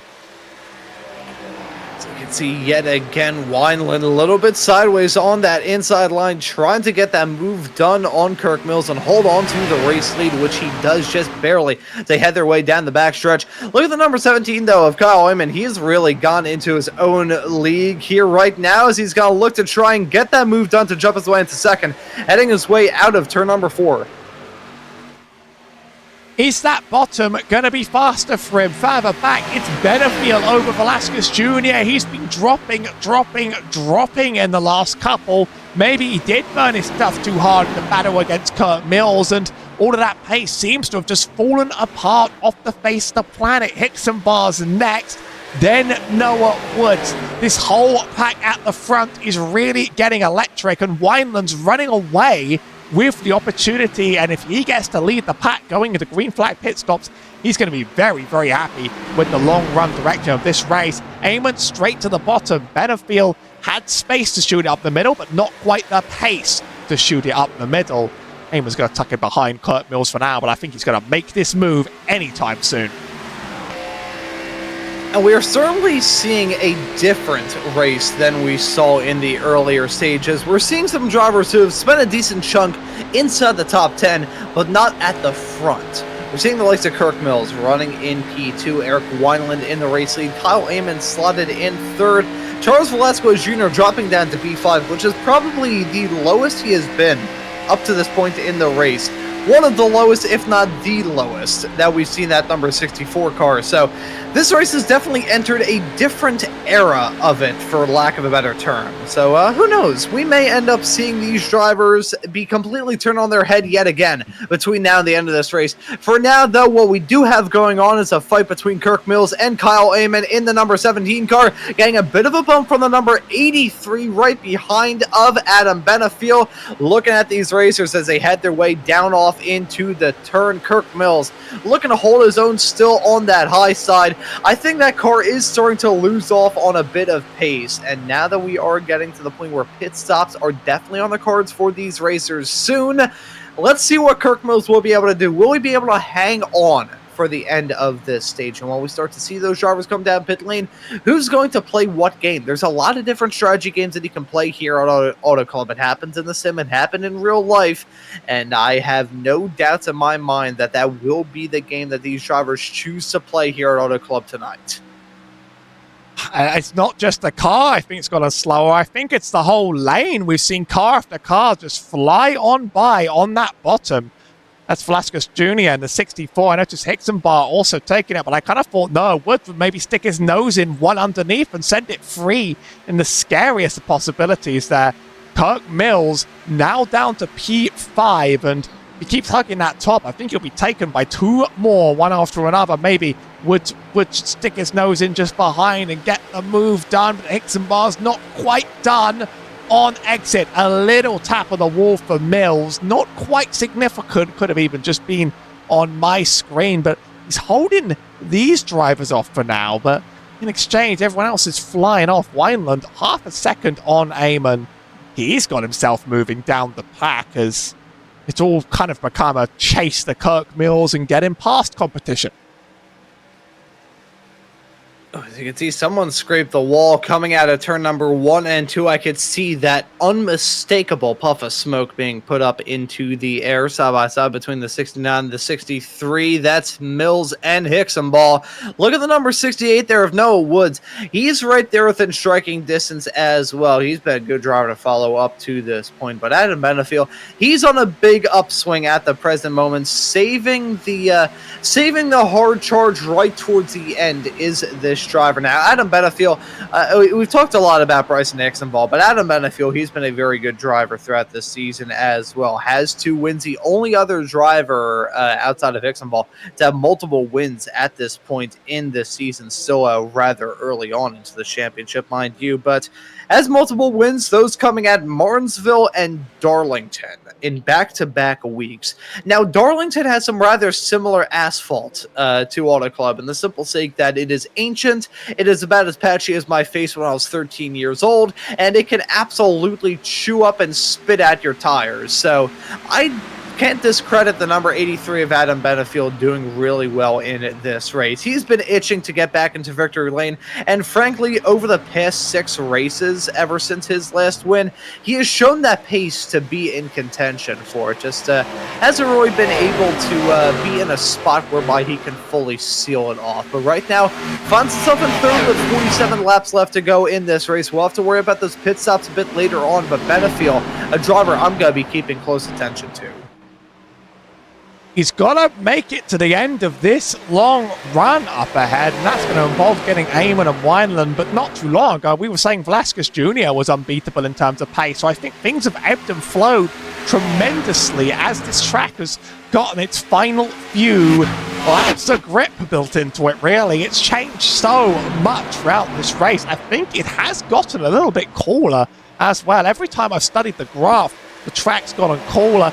Looks like it still is 121 Fahrenheit. I'm sure you'd like to let me know exactly what kind of food stuff you could cook on that surface. But all in all, I think it's just gotten easier to run from everywhere on the track. I just noticed Nathaniel Pollard had another unpleasant snap on exit. He's kept the car together.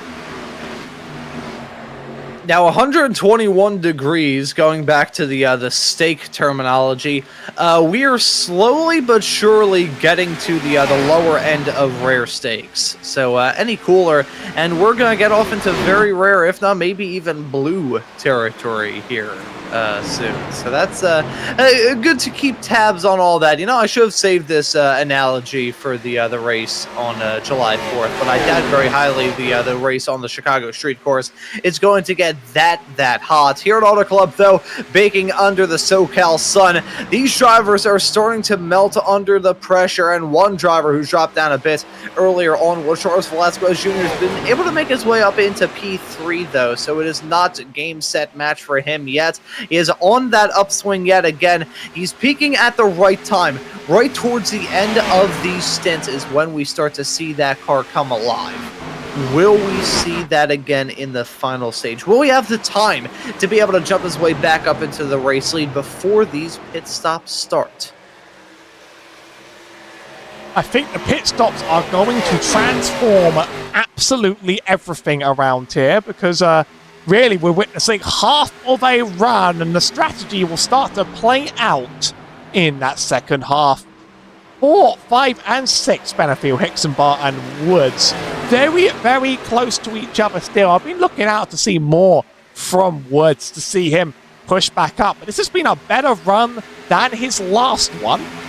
I'd say that he's been keeping it consistent and keeping it fast enough to compete, if blessed with something good out of the pit cycles. Velasquez Jr. leading this sort of train, but there's now almost a second between him and Wineland up in first. So this run hasn't been quite the plan. He's going to need to look back to his first two, think what worked and what went wrong with them in order to formulate that final one. I don't think the pit window's quite open, but we are very, very close to open. We're going to see someone pounce sooner rather than later in the next 10 laps. And then the race is on its head, and it's the final sprint to the end. And I wonder how things will shake out at the end of this race. If we do have a slightly shorter final stint, we did see those drivers make it all the way through those 35-lap long stages earlier on without having to worry about tires and fuel.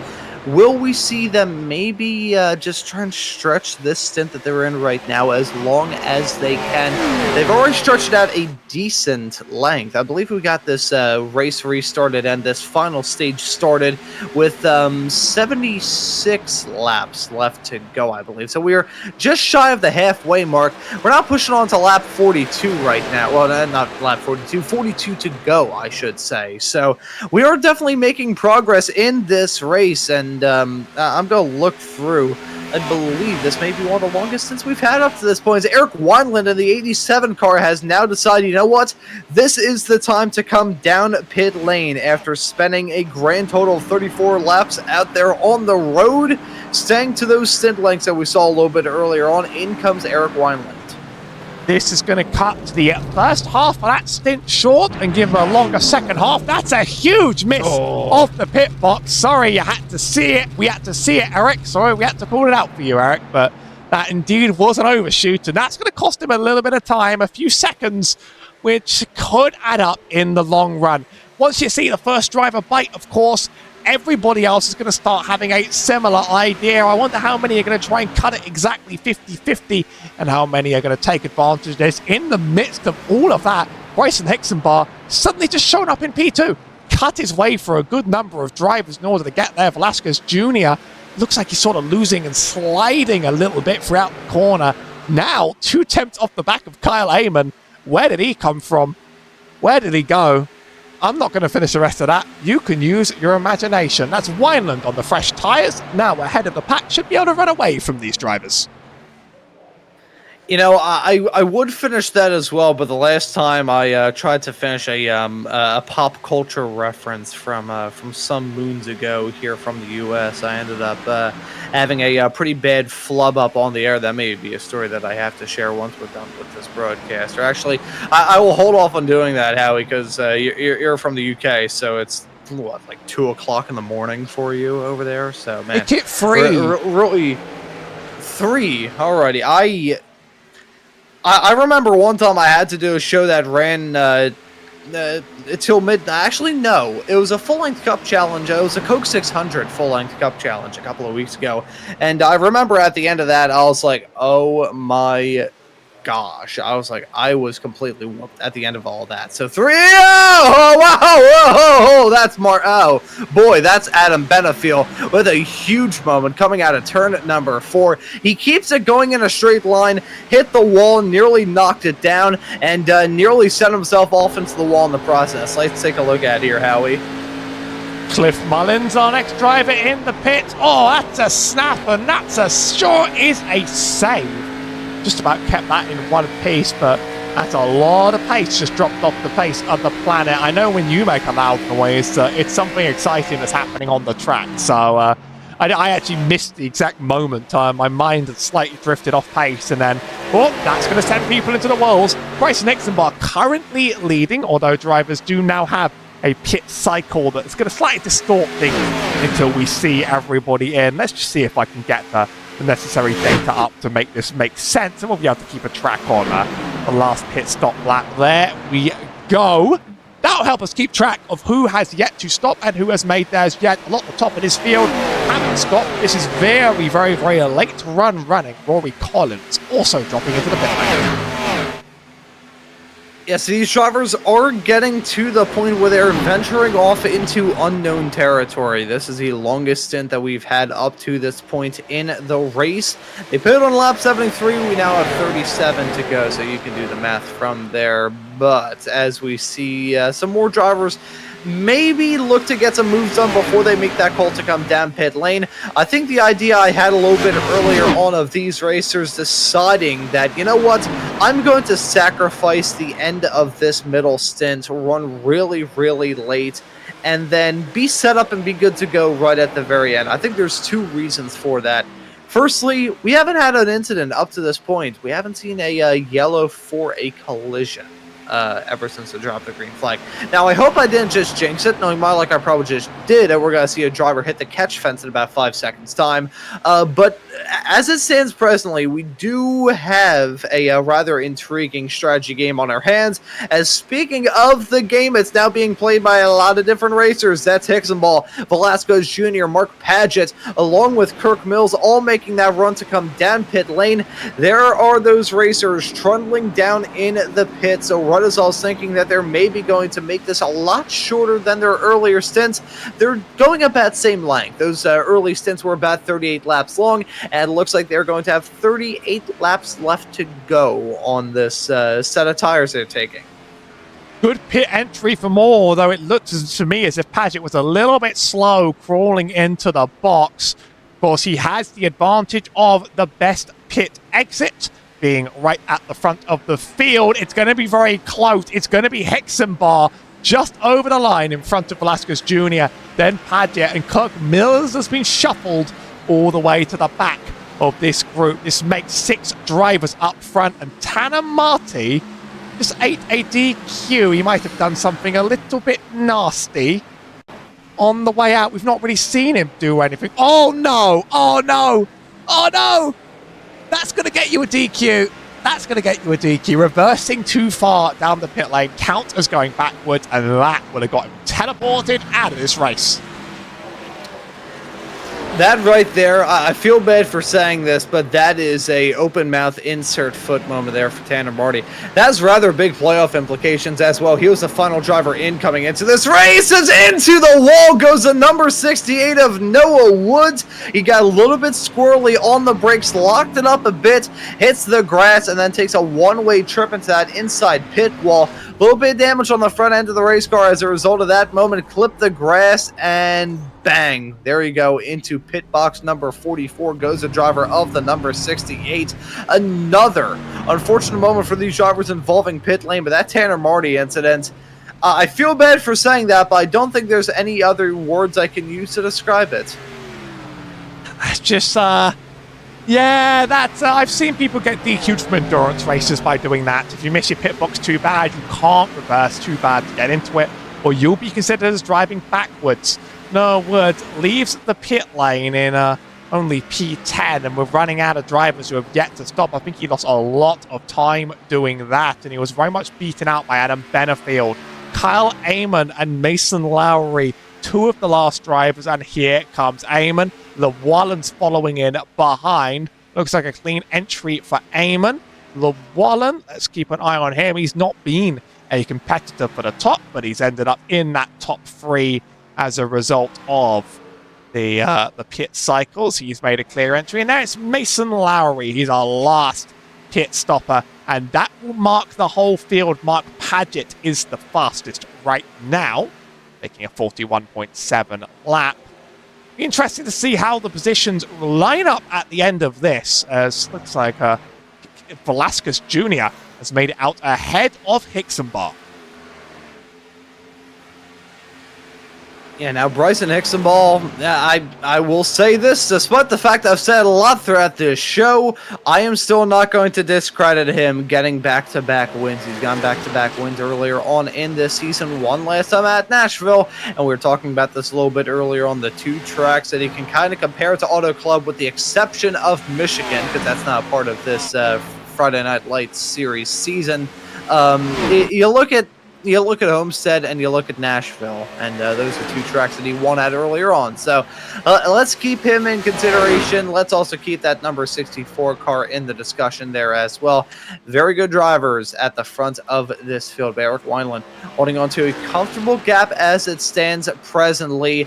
Yet to come into the pits, though, so that's part of the reason why that is the case. You can see how long that stint is for him. He will have one benefit, and that is, by the end of this race, he's going to have much, much younger tires than pretty much everyone around him. And that will be a big, big thing to have in his hands coming to the end of this race. I'm afraid to say to you that I'm the one in control of the graphics, so I know it's a bit more than you. That stint number being higher means he stopped a lot earlier, and those tires are going to be a lot older. So I'm curious to see if that pace is going to drop off. Velasquez Jr. is on about the same tire life as those around him. Wineland has another 6 in those tires. He was one of the first into the lane. And while he's out ahead right now, those lap times are going to be very indicative. He is definitely catchable. And look at that pace difference. Velasquez Jr. is more than half a second faster every single lap. I don't think that lead is going to be held on for too long. And if that's the case, Velasquez Jr. comes back to take the lead, and we have a duel to win this race with Bryson Hixenbaugh. If we do have a duel at the end of this race, man, that is got to be a good storyline to talk about, because I mean, this track, we've seen it already. You can run a whole bunch of different lanes here. You will have a brawl for the race win. Some looking for their first win, others looking for far from it. But at the end of the day, a checkered flag is still a checkered flag, no matter what it is when it comes to the context of surrounding you grabbing it. So who's going to win? Who's going to lose? Who is going to be involved in that battle for the race win? With 28 laps left to go, Wineland is still your race leader. Charles Velasquez Jr. slotted in P2. Bryson Hixenbaugh, Mark Patchen, and Kirk Mills ran at the top 5. Adam Benefield looking to be able to jump his way back into the top 5 after a big sideways snap a matter of couple of minutes ago, coming out of turn number 4. The fact that car is still on the racetrack, though, Howie, is an absolute Christmas miracle coming here in June. I'm just sorry. What your comparisons just made me lose track all over again. Sometimes that happens. I'll be honest. It is June, and you know my birthday lands in June, so it's basically Christmas. I'll give you that. Wineland up ahead, 3 seconds down the line, but keeping an eye on these lap times. It's not just a matter of if he gets caught, it's when he gets caught. With 27 laps to go, Velasquez Jr. is just eating time out of him, and that's going to make this a top 2 chase to the end. And let me say, if Hixenbaugh is able to win the duel, we told you so. But Velasquez Jr. has had such a spectacular race. He's going to want to hold on to this for every last inch he can. Mark Paget and Kirk Mills aren't far off. They're actually right in the wings of all of this, and then Adam Benefield quite some distance behind himself. He's going to be not quite able to catch up to that without some minor miracle. These 4 are really the race to the finish here. Yeah, these four gonna give us a real good battle to sink our teeth into at the end of this race. All of which have rather different routes to get here. You look at how things have shaken out in this race for Charles Velasquez Jr. Dominant in the first two stages.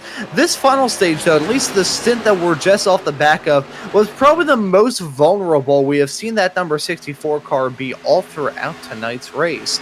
Bryson Exenball, he's been up and down. He's been running moderately well overall, and is looking to be there at the very end, peaking at the right time, and be able to get a good result. Mark Paget, he's looking to capitalize after the disqualification we saw from Tanner Marty. That is huge and a big disappointment from him.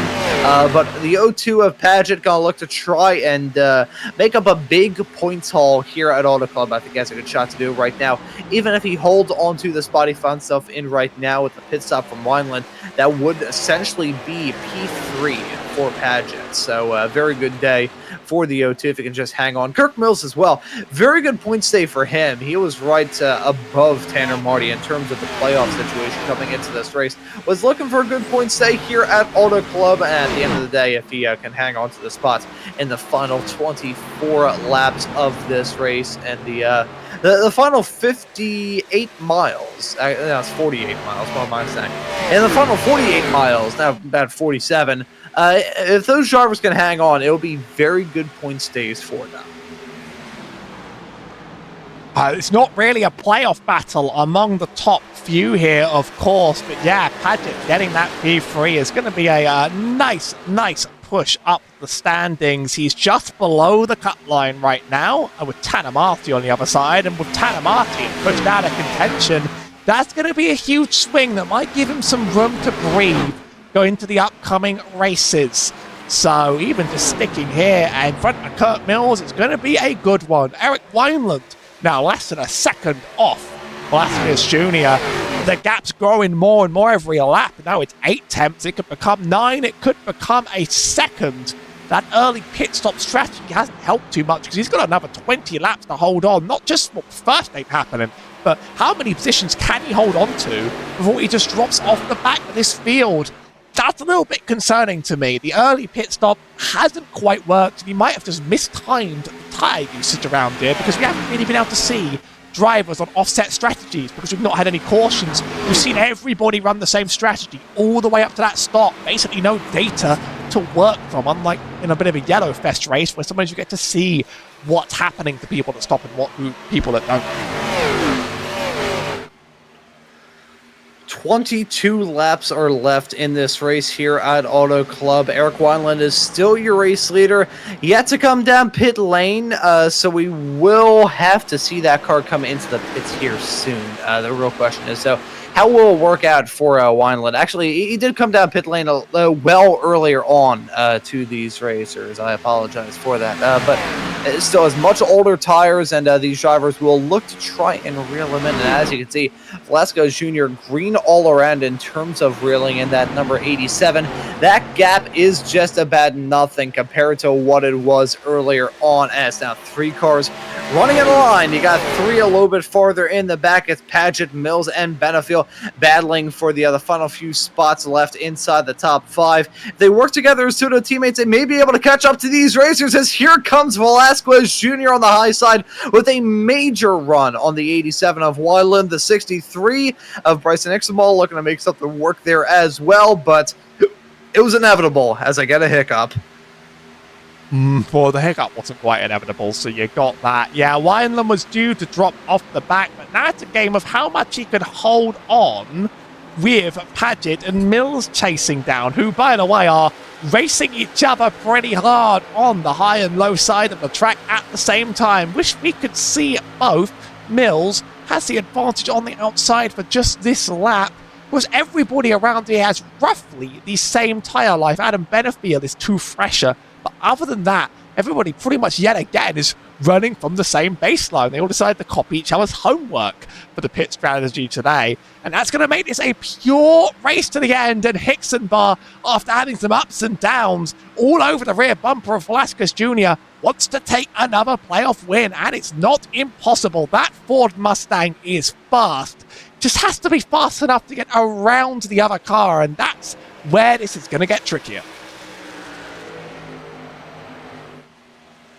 And as we are in the final 20 laps of this race, it is boiling down to a battle of Titans here in the Friday Night Lights Xfinity Series. Velasquez Jr. and Hicksonball battling as the sun slowly but surely gets closer to that horizon. It's not going to be set, but it's definitely a lot less bright here than it was in the earlier points of this race. It's a lot cooler out there as well. Still not ice cold, but these drivers, they are keeping ice cold behind their helmets, as here comes the 63 of Bryson Hicksonball on the inside, heading his way off through 1 and 2. The 64 of Velasquez Jr. looking to keep the momentum rolling on the high side. Bit of a sideways snap there from the 63, as the 64 going to keep that momentum rolling. Got clear him coming out of the turn. So first challenge from Hicksonball on Velasquez Jr. not going to work out his way, but we still have 18 laps left to go, coming to 17 to go this time by.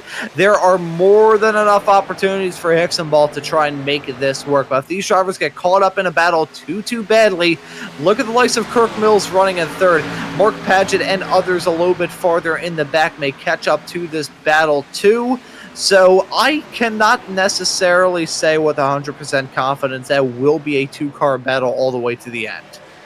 I mean, this is a game for anyone in this top 5, really. I mean, if there's a mistake up ahead, if there's something that costs either of them time, all of these drivers, I think, are racy and competitive, and Benefield, with the slightly fresher tyres, has been using them to good advantage. He's been able to get past Paget, and he may be able to do the same to Mills. Of course, time is running out. You say there's 17 laps. That's only just over 10 minutes. So every lap now ticks down. Austin Eves has the fastest lap because of his offset pit strategy has led to him taking quite a recent stop, and so has very fresh tyres around this oval. So he's going to at least walk home with that fastest lap, even though he's sitting P19 2 laps down after that penalty. Hicksonball is looking to make the move, and he's gotten himself a good run out of 1 and 2. Wait to run it side by side, diving through into 1. These two are going to be trading places all the way to the end. We could be seeing a photo finish somewhere down the line if we're lucky. Hey, I mean, I think I mentioned this right before the start of this show. The first ever broadcast I did of a race at Auto Club, actually, no, it was my second broadcast I ever did of a race at Auto Club, ended in a photo finish. Would not be shocked if we have that happen here tonight. We've got some very quick drivers at the front of the field, all looking to try and capitalize and get some good points here as we kick off the summer here from the Friday Night Lights Xfinity Series. It's Velasquez Jr. still leading in front of Hicksonball. Here's a fight that may flare up involving Kirk Mills and Adam Benefield. They're running nose to tail in P3 and P4 as we cut to the blimp or helicopter or whatever, the aerial cam, let's just say, here at Auto Club. And look at these drivers. That was a bit of a moment there from Hicksonball, heading his way through turn number 3 and 4, skated up the track and nearly ended up nosing it into the wall. Still runs at second, avoids the barrier, but I have a feeling that in terms of the grip and tire advantage, Velasquez Jr. may have Hicksonball beat at the moment. Now, I'm afraid I might curse this race by saying this, but hear me out. We've seen this league run all sorts of races. They've run clean races, they've run dirty races, they've run a little bit of everything, but it's very rare to see them run a race that literally stays faultlessly green, just like without a single incident other than the forced cautions. And we could be reaching that point now. I mean, everybody's just about running in their own groove. I think everybody's been running it pretty cleanly. Any mistakes have happened below the line and been saved very, very well. And this has just led to a very different kind of race to your usual one, where, you know, everybody is just sort of strung out quite heavily, and it's become that big tire wear game without too much of that do I stop or do I not on the random cautions. And this is becoming a real battle of just pure perseverance as a result, and pure skill around the track. Velasquez Jr. has spectacularly held off all competition on the second half of this stage. I think Kirk Mills still run it quite high. They're not quite making the ground up on that top 2 that they need to, but Kirk Mills certainly has his own way of running this track. He'd love to be top 3 just so he could make it into the interview booth, quite frankly. I think that's what he's competing for. He's competing for an interview here today. And Kirk's a nice guy, and haven't gotten a chance to have a chat with him ever since the last time I was in the broadcast booth for the FLCC, which was at Nashville a couple of weeks ago. So, very cool guy. So it'll be nice to potentially have a chat with him at the end of all of this. For now, though, as much as he's running in third, he is also getting a front row seat to what may be a battle of the giants between Velasquez Jr. and Bryson Exenball. It is one number between these two in terms of the cars, and about 1/10 of a second between them out there on the racetrack.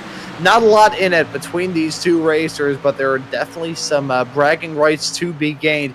Exenball looking for his 6th win this season. Velasquez Jr. looking to join some rather exclusive club and become just the 3rd driver up to this point here in the season to win multiple races.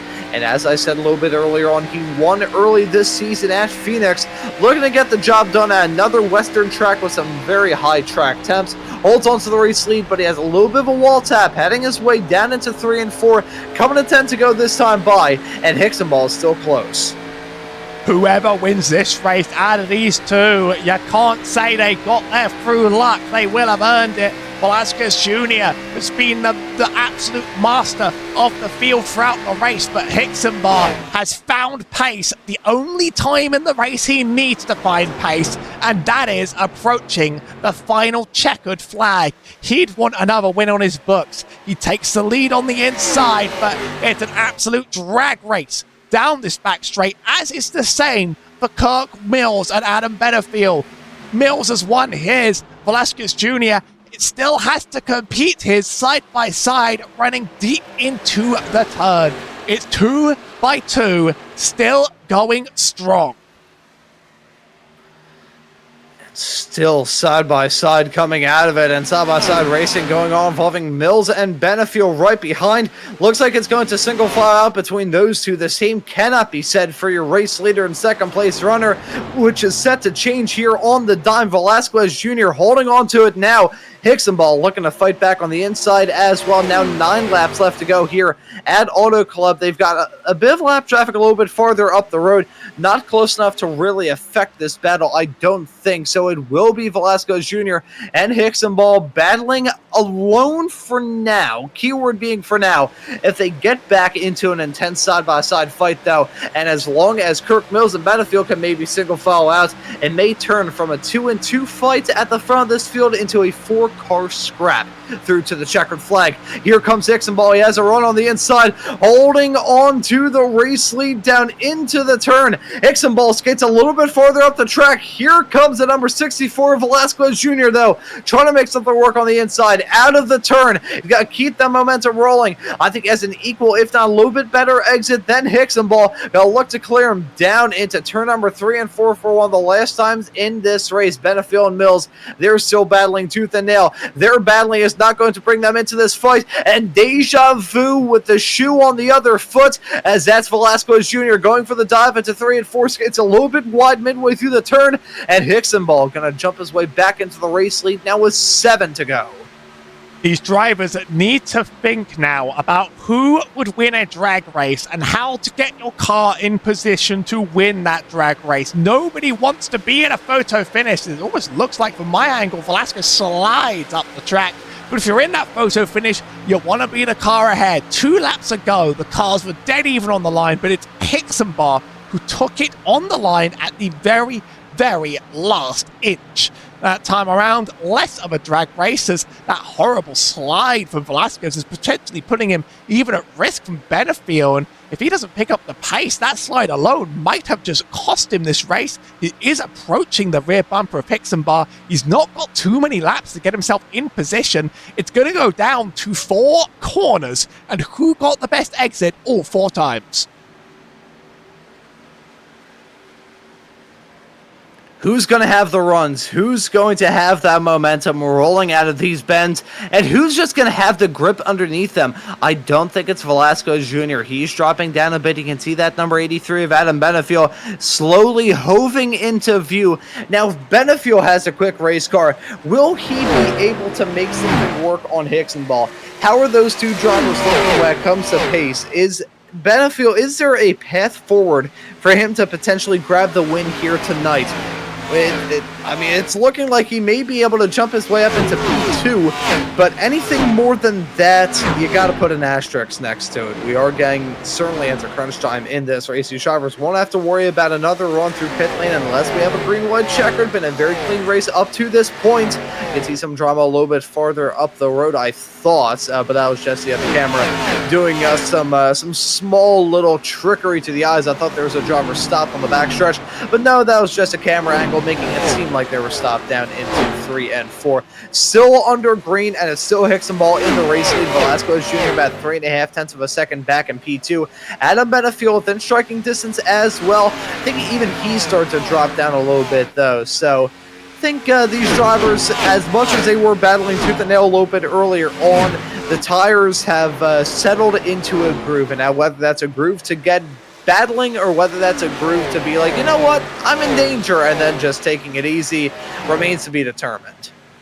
I have the ugly feeling like that slide cost Velasquez Jr. this entire race. He did sort of laterally slide up the track from my perspective, and now he's making absolutely no headway on Hexenbar, who decided that, you know, it doesn't matter how the whole race goes. All that matters is this final run. 4 to go. He leans well and truly in the lead. Make it 3.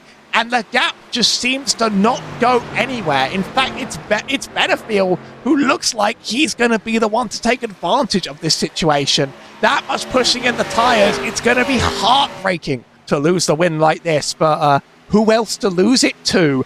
Those who complained? Just saying, who's laughing now? I wonder how many songs have been made over the years that have the line, "Who's laughing now?" But, you know, it's rather fitting. This has been a race where, you know what, you can be quick, but if you don't have it fall into your hands towards the end, and don't set yourself up well to have it fall into your hands. You know the saying, having a race fall into your hands, that can be misconstrued very, very easily. We're not saying it's a lucky win. We are saying that you need to be positioned well. It's like picking up a baseball. It's like picking off a baseball that goes far out into the outfield during the game. If you position yourself well under that ball, it's easy to just catch it, and then out goes the batter. So you're seeing that a lot in this series. If you just play that strategy game and you play it well to set yourself up well for the end of this race, you can do fantastic. You can do some great things. And Bryson Hixenball looking to do a great thing here at Auto Club as he heads his way down that start-finish straightaway for one of the last times in this race. The white flag going to be in the air for Bryson Hixenball. One more lap of racing action here at Auto Club. And for him, it will be back-to-back wins if he can just hang on. Velasquez Jr. and Adam Benefield may be going to battle for P2 and P3 right towards the end of this race. But I don't think they will be able to reel in the driver that's a little bit farther up the road, Bryson Hixenball. He's had a wild race up to this point in time, but he's been the indomitable force up to this point. He won back-to-back a little bit earlier on this season at Las Vegas and Miami, and now here to kick off the summer, he's going to win back-to-back. He won at Nashville 2 weeks ago. He wins tonight here at Auto Club. There's the checkered flag for Bryson Hixenball. He is your race winner here tonight. Charles Velasquez Jr. is slotted right behind a P2. Adam Benefield will round out your podium in third, but for the 6th time this season, it's a number 63 of Hixenball going to victory lane. Who is laughing now? Who is laughing now? You know, sometimes we just know things. We just see things, and that's how it goes. It's got to be heartbreaking for Velasquez Jr. to lose it on the line that closely. His only consolation is he's got a playoff place anyway. But, like, that was an extraordinary comeback and an extraordinary finish from Bryson. I'm amazed he even did it. But all that matters is that he did it. And now we might get to see a bit of a burnout and a bit of a run to victory lane. Yeah, and let's see Bryson Hixenball burn that car down. And frankly, he has every right to do that. You know, it was said earlier on, hey, you guys are probably talking about Bryson Hixenball too much. He's not that dominant. He may not be dominant in these races, but that's his 6th win in 15 races up to this point in the season. That is a fantastic run for the number 63. We talk about him a lot, but there's a good reason why we talk about him a lot. He is a quick driver, and Another fantastic try from him here at Auto Club. Has good reason to burn that car down to the ground. It's his 6th win this season, and a rather impressive one here as well, as we're going to see him do those burnouts and then pull his way into victory lane. And there we go. Right in the camera shot as well. Can see the orange sponsorship that he's got on that race car as well. Rather nice looking paint scheme, it must be said. Albeit I'm definitely a bit partial to orange paint schemes on race cars. But Howie, it's his 6th win, and rather interestingly as well, we compared this track to Miami earlier on, and Nashville, of course, last time out was an intermediate. His earlier back-to-back wins were at Las Vegas, an intermediate, and then Miami. Here, he won at Nashville 2 weeks ago in an intermediate, and he wins here at Auto Club. So, I don't know, I'm gonna have to look through to see those tracks that have variable banking immediately following an intermediate. And we may have to pencil Bryson Examall as being one to keep an eye out for during those races. But still, yet again, proving why he's one of the best here in the series. I think Adam Benefiel got upset at me. But, Adam Benefiel, you're very, very good at this. You're even going to be in the booth soon to talk to us, so I should not speak out too much. But unfortunately, you finished third. So... There we go. It's some friendly trash talk, I think, but nothing like that in a community like this.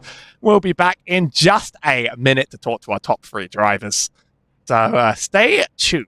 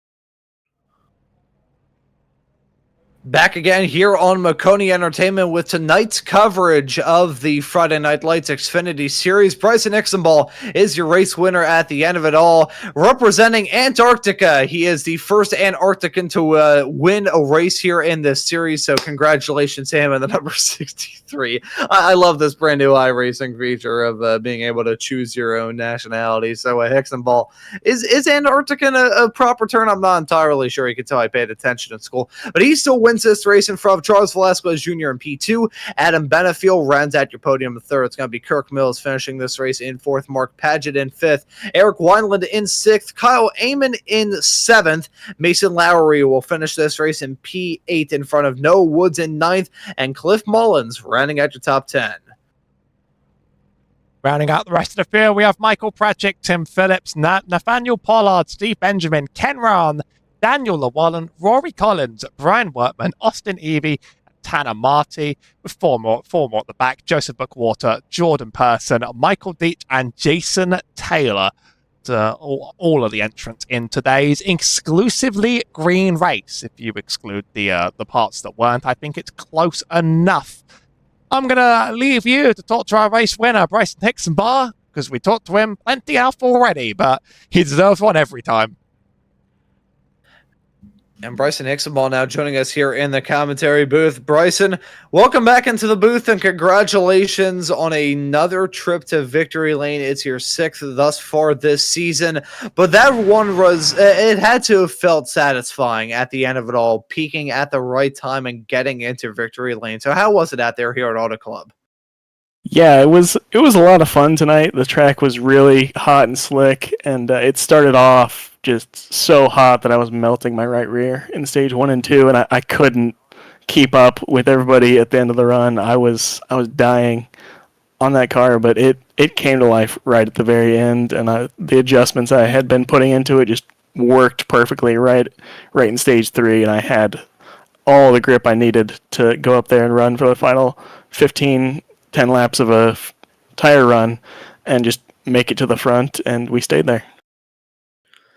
And you're able to grab the win at the end of it all. Your 6th win up to this point in this season. I did the math a little bit earlier on. I'm going to stall here as I pull out the calculator so I can do it yet again. 6th win in the first 15 races of this season. So I now got a winning record of 40% up to this point here. So to say that you've been quick up to this point would be a bit of an understatement. Yeah, we've been running really good. I feel like I maybe haven't deserved 6 wins. I feel like a lot of guys have been fast and been able to compete at the front, and I've just ended up at the front right at the end. But it's worked out, and hopefully it's going to keep working out here. We'll see if I can keep that 83 car out of victory lane for a few more races here. Yeah, I was going to mention the rivalry that we're seeing brew up with you and the number 83 of Adam Benefiel. So I'm not sure if that's my position here to say. I'm more trained to talk about race cars instead of any sort of TMZ storylines. But Bryson, I will congratulate you again on the victory here at Auto Club and ask you about the next race of the season at Pocono in 1 week's time. Yeah, Pocono is not one of my better tracks, but hopefully I'll be able to run up front there. I have got a win in the league there in a previous year, but I don't think one's very well deserved. I know Adam is very, very good at Pocono, so he's going to be running up front and might have a battle between the two of us again. And, I'm going to put this out there. The last time you got back-to-back wins, Adam Benefiel followed in suit by getting back-to-back wins. So we may end up seeing him do well at the next 2 at not Auto Club. We are at Auto Club here tonight.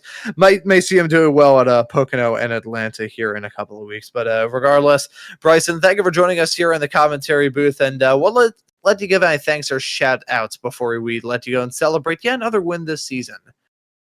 Yeah, just again, every week I feel like I'm saying this, but shout out to TCSP, Team Conti, Sim Performance. Nick Ottinger makes great Xfinity setups. We got 1, 2, 3 finish here tonight. Charles ran great all race long. He won both stages earlier, and Adam as well finished in top 3. We really ran up front. We had a great setup tonight, and it worked out really well.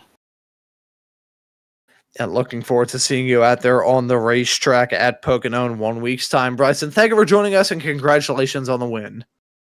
Thank you guys. Hope to talk to you next week. That I have a feeling we may. Bryson Exenball is your race winner at the end of it here. And Howie, I will let you have dibs on the next interview. Who do you want to have a chat with? I mean, it's nobody but P2, I think. Charles Velasquez Jr. in control of the entire race until the very, very end. I don't know whether you should be happy or sad, but talk us through it and how you feel. Yeah, it's hard not to be disappointed with how I ran tonight, but I knew Bryson, he's good at these types of races. So is Adam, who ran third. So I was really just trying to give it up my all before they eventually caught up to me. But it was a lot of fun. The track cooled off a lot more than I needed it to when it was really hot in the beginning, and that suited me just fine. But yeah, it was a lot of fun. I mean, your car felt good throughout. Do you think the temperatures then played to your advantage for as long as it lasted? Yeah, the hotter track really helped me out a lot because I was pretty loose, but I'd rather be loose than tight here because I can really control the exit a lot better. So that really helped out for most of the race. And then right there at the end, the last probably 25, 30 laps, right after the pit stop, the track was a lot cooler. So I tried to adjust for it, but didn't adjust quite enough. Well, the result is the result. Next week, we're at Pocono, a very different sort of race. How do you think that's going to go for you? I don't know. I'm really not fond of that track. This type of Auto Club, Charlotte, those are more my bread and butter. But I know that the Connie guys, they'll have another fast setup, and we'll hopefully be in contention for top 5, top 10. I don't know about the win, I'm pretty sure there are some guys that are a lot better than me there that'll race next week.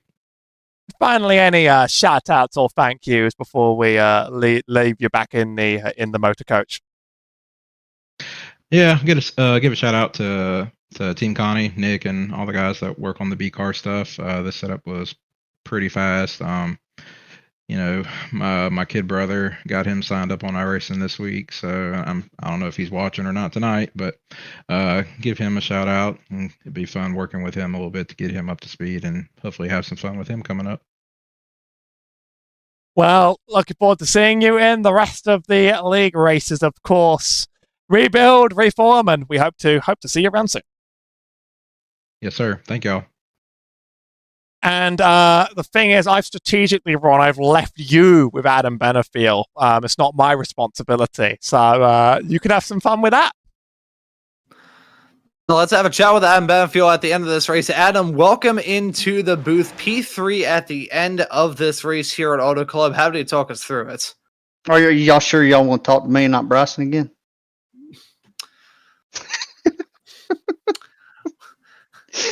Thank you for joining us here in the commentary booth. We'll see you out there on track and poke now.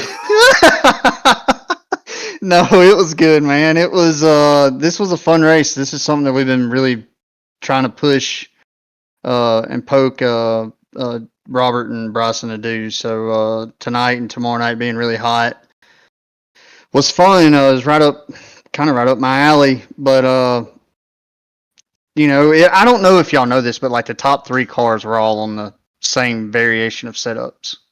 So it kind of showed like we are all 1, 2, 3. I just went with a little bit tighter version because of thinking how tight it was or how hot it was. But I think Delaney needs to pipe down in the chat. But yeah, we had a good race, man. We got too tight there in the middle, and then we got it freed back up, and we were able to battle back up. I was trying to help Kurt. Get up there. I heard y'all, getting excited about Kurt, and I was trying to push him up there, but he kept wanting to break the draft. So I was like, I had to tell him after the race because I said a cuss word, and I got my daggum chat muted, so I couldn't talk to him in race. And but I told him afterwards, I was like, dude, you got no situations, you got to stay lined up so I can push you up there to him. Kurt had a lot of pace tonight, which was really cool to see. He learned his lesson from stage 1 and figured it out, and he was really, really fast. Yeah, now you brought up a good point talking about the very hot track conditions that we saw here at Auto Club today. I want to ask you about how tough it was managing that, because I'm sure those tires were basically melting, and the track was probably super slippery as a result. Well, when you got as much talent as I have, it wasn't. Just kidding. I'm kidding. It was tough. I mean, there was a lot of management. I think you've seen it with like me and Bryson. We would sit there and both of us would just pace for about 10 or 15 laps before we even started trying to make a move to go forward. I shocked myself with the first run how good the tires were, and but once we got going in long run, you might have saved right, but then you had to deal with dirty air, and everybody's really good at looking in mirrors while they're driving, so they could block that lane and get you tight and whatnot. So it was difficult, but there at the end, I feel like that's really when all 3 cars kind of came to life. I knew I had to do something after I had that big moment out of 4, so I tried to wait a couple laps later to pit, and it worked out at the. I think I could have got to Bryson, but me and Kurt had a moment that I don't think y'all saw, but yeah, we'll take P3, I guess. And after that, the first part of that response to the question I just asked, I will share this story from my karting days for you here, Adam. First full season I was running in karts, I had won all 9 races up to the point this season, heading into the season finale, and I decided to show up to the last event with a broom. Promoting the possibility of me getting the season sweep.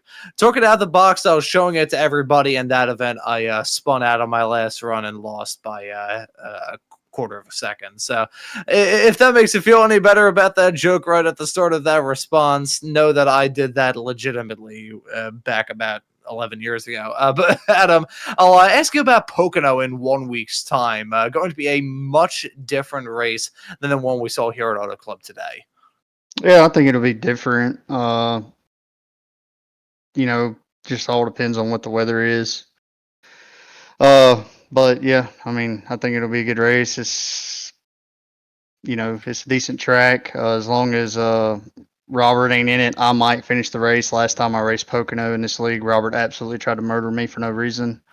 So yeah, we'll just, see what we can do, show up, try to run good, keep living rent free in the 63's head, and see if we can't get a win. I might have to mute y'all's broadcast if y'all talk about Bryson that much again. And, Try beating him. well, Hey, you ask Bryson who he's worried about when we get in these races. I think I'm poking fun, guys. I'm poking fun. We are teammates, and I do this. Y'all realize that I talk a lot of trash. I think we'll have to add like a TMZ logo for these interviews throughout the rest of the season here with Adam. But I will say what I said in the interview a little bit earlier on with Bryson.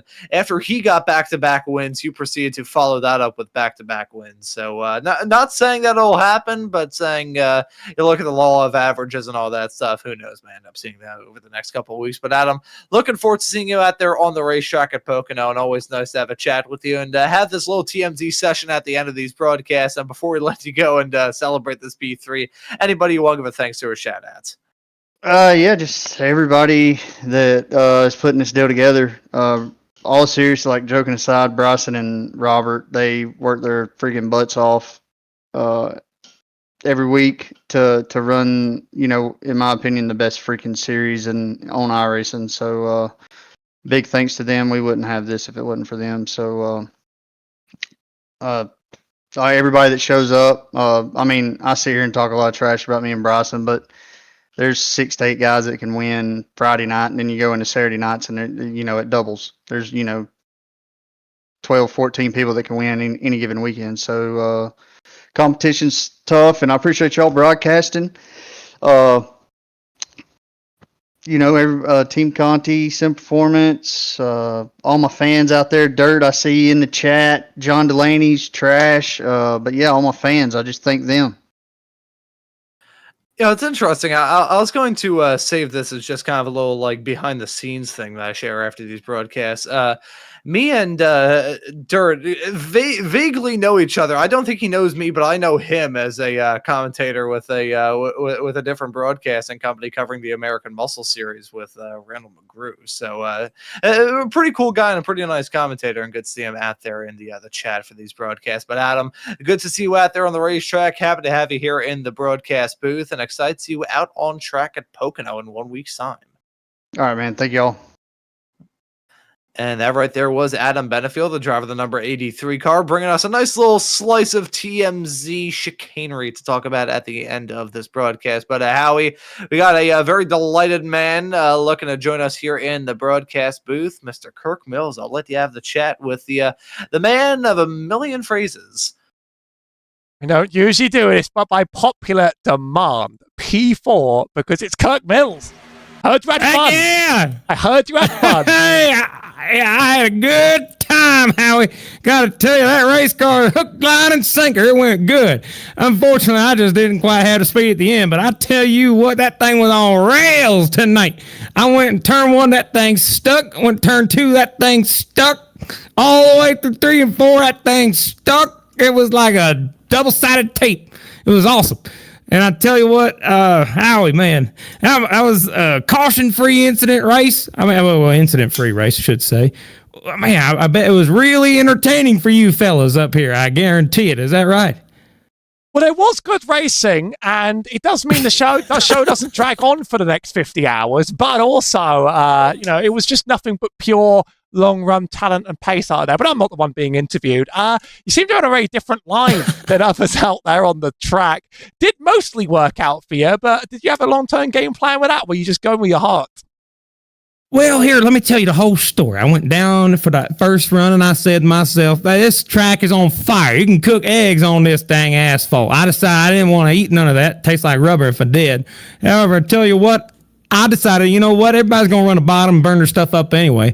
I might as well try and see what the top can do. And I ran the whole stage with the exception of one corner on the bottom. Right, everything on the top, one corner on the bottom. That was it. And I tell you, that thing burned up after about maybe 30 laps out of the 35 or 40, however many there was. And I started dropping back like a rock. You saw that. Then that second stage, I was like, okay, maybe that might not be the right idea. Let's push hard after about 10 laps of riding. So I did that. Waited 10 laps and kapow, went right back out there on the outside. Car slid like crazy, but ended up leading some laps in the second stage too. Ended up getting third at the stage. That's awesome. I don't like stages. I think they're stupid, but I still got third, so that was rocking. And then that final stage is the last one, last thing you have to do. And I decided, you know what? Here's what we're going to do. We're going to go out there and I'm going to try and pit with my good friend Mark. Mark's very cool. I like him. He's a really nice guy. And we went down together, and so apparently so did the eventual winner and second place finisher, Charles Velasquez and Bryson Hicksonball decided to go out there and, show us how it's done.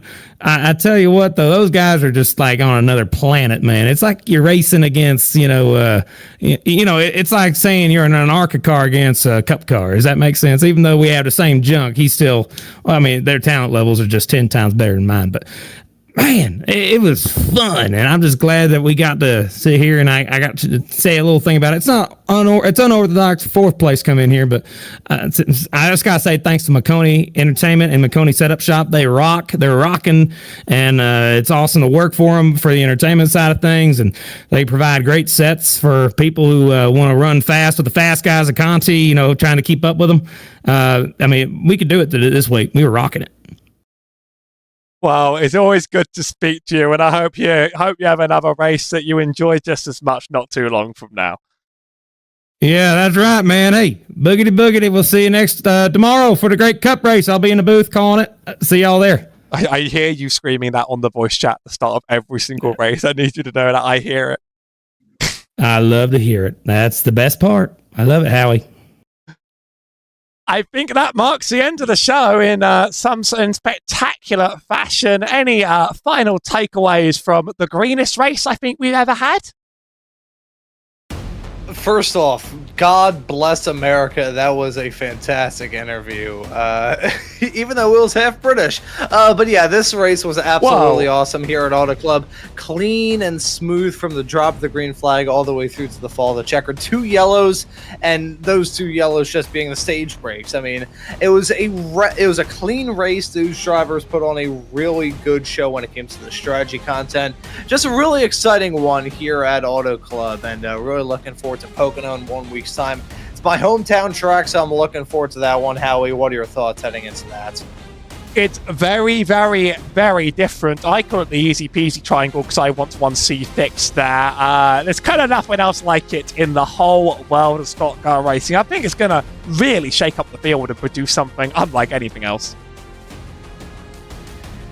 Pocono, it's always a good show. I wonder how the stock cars would do on the road course. They don't have the new version because apparently they did scan the road courses. They've just never put them in the sim.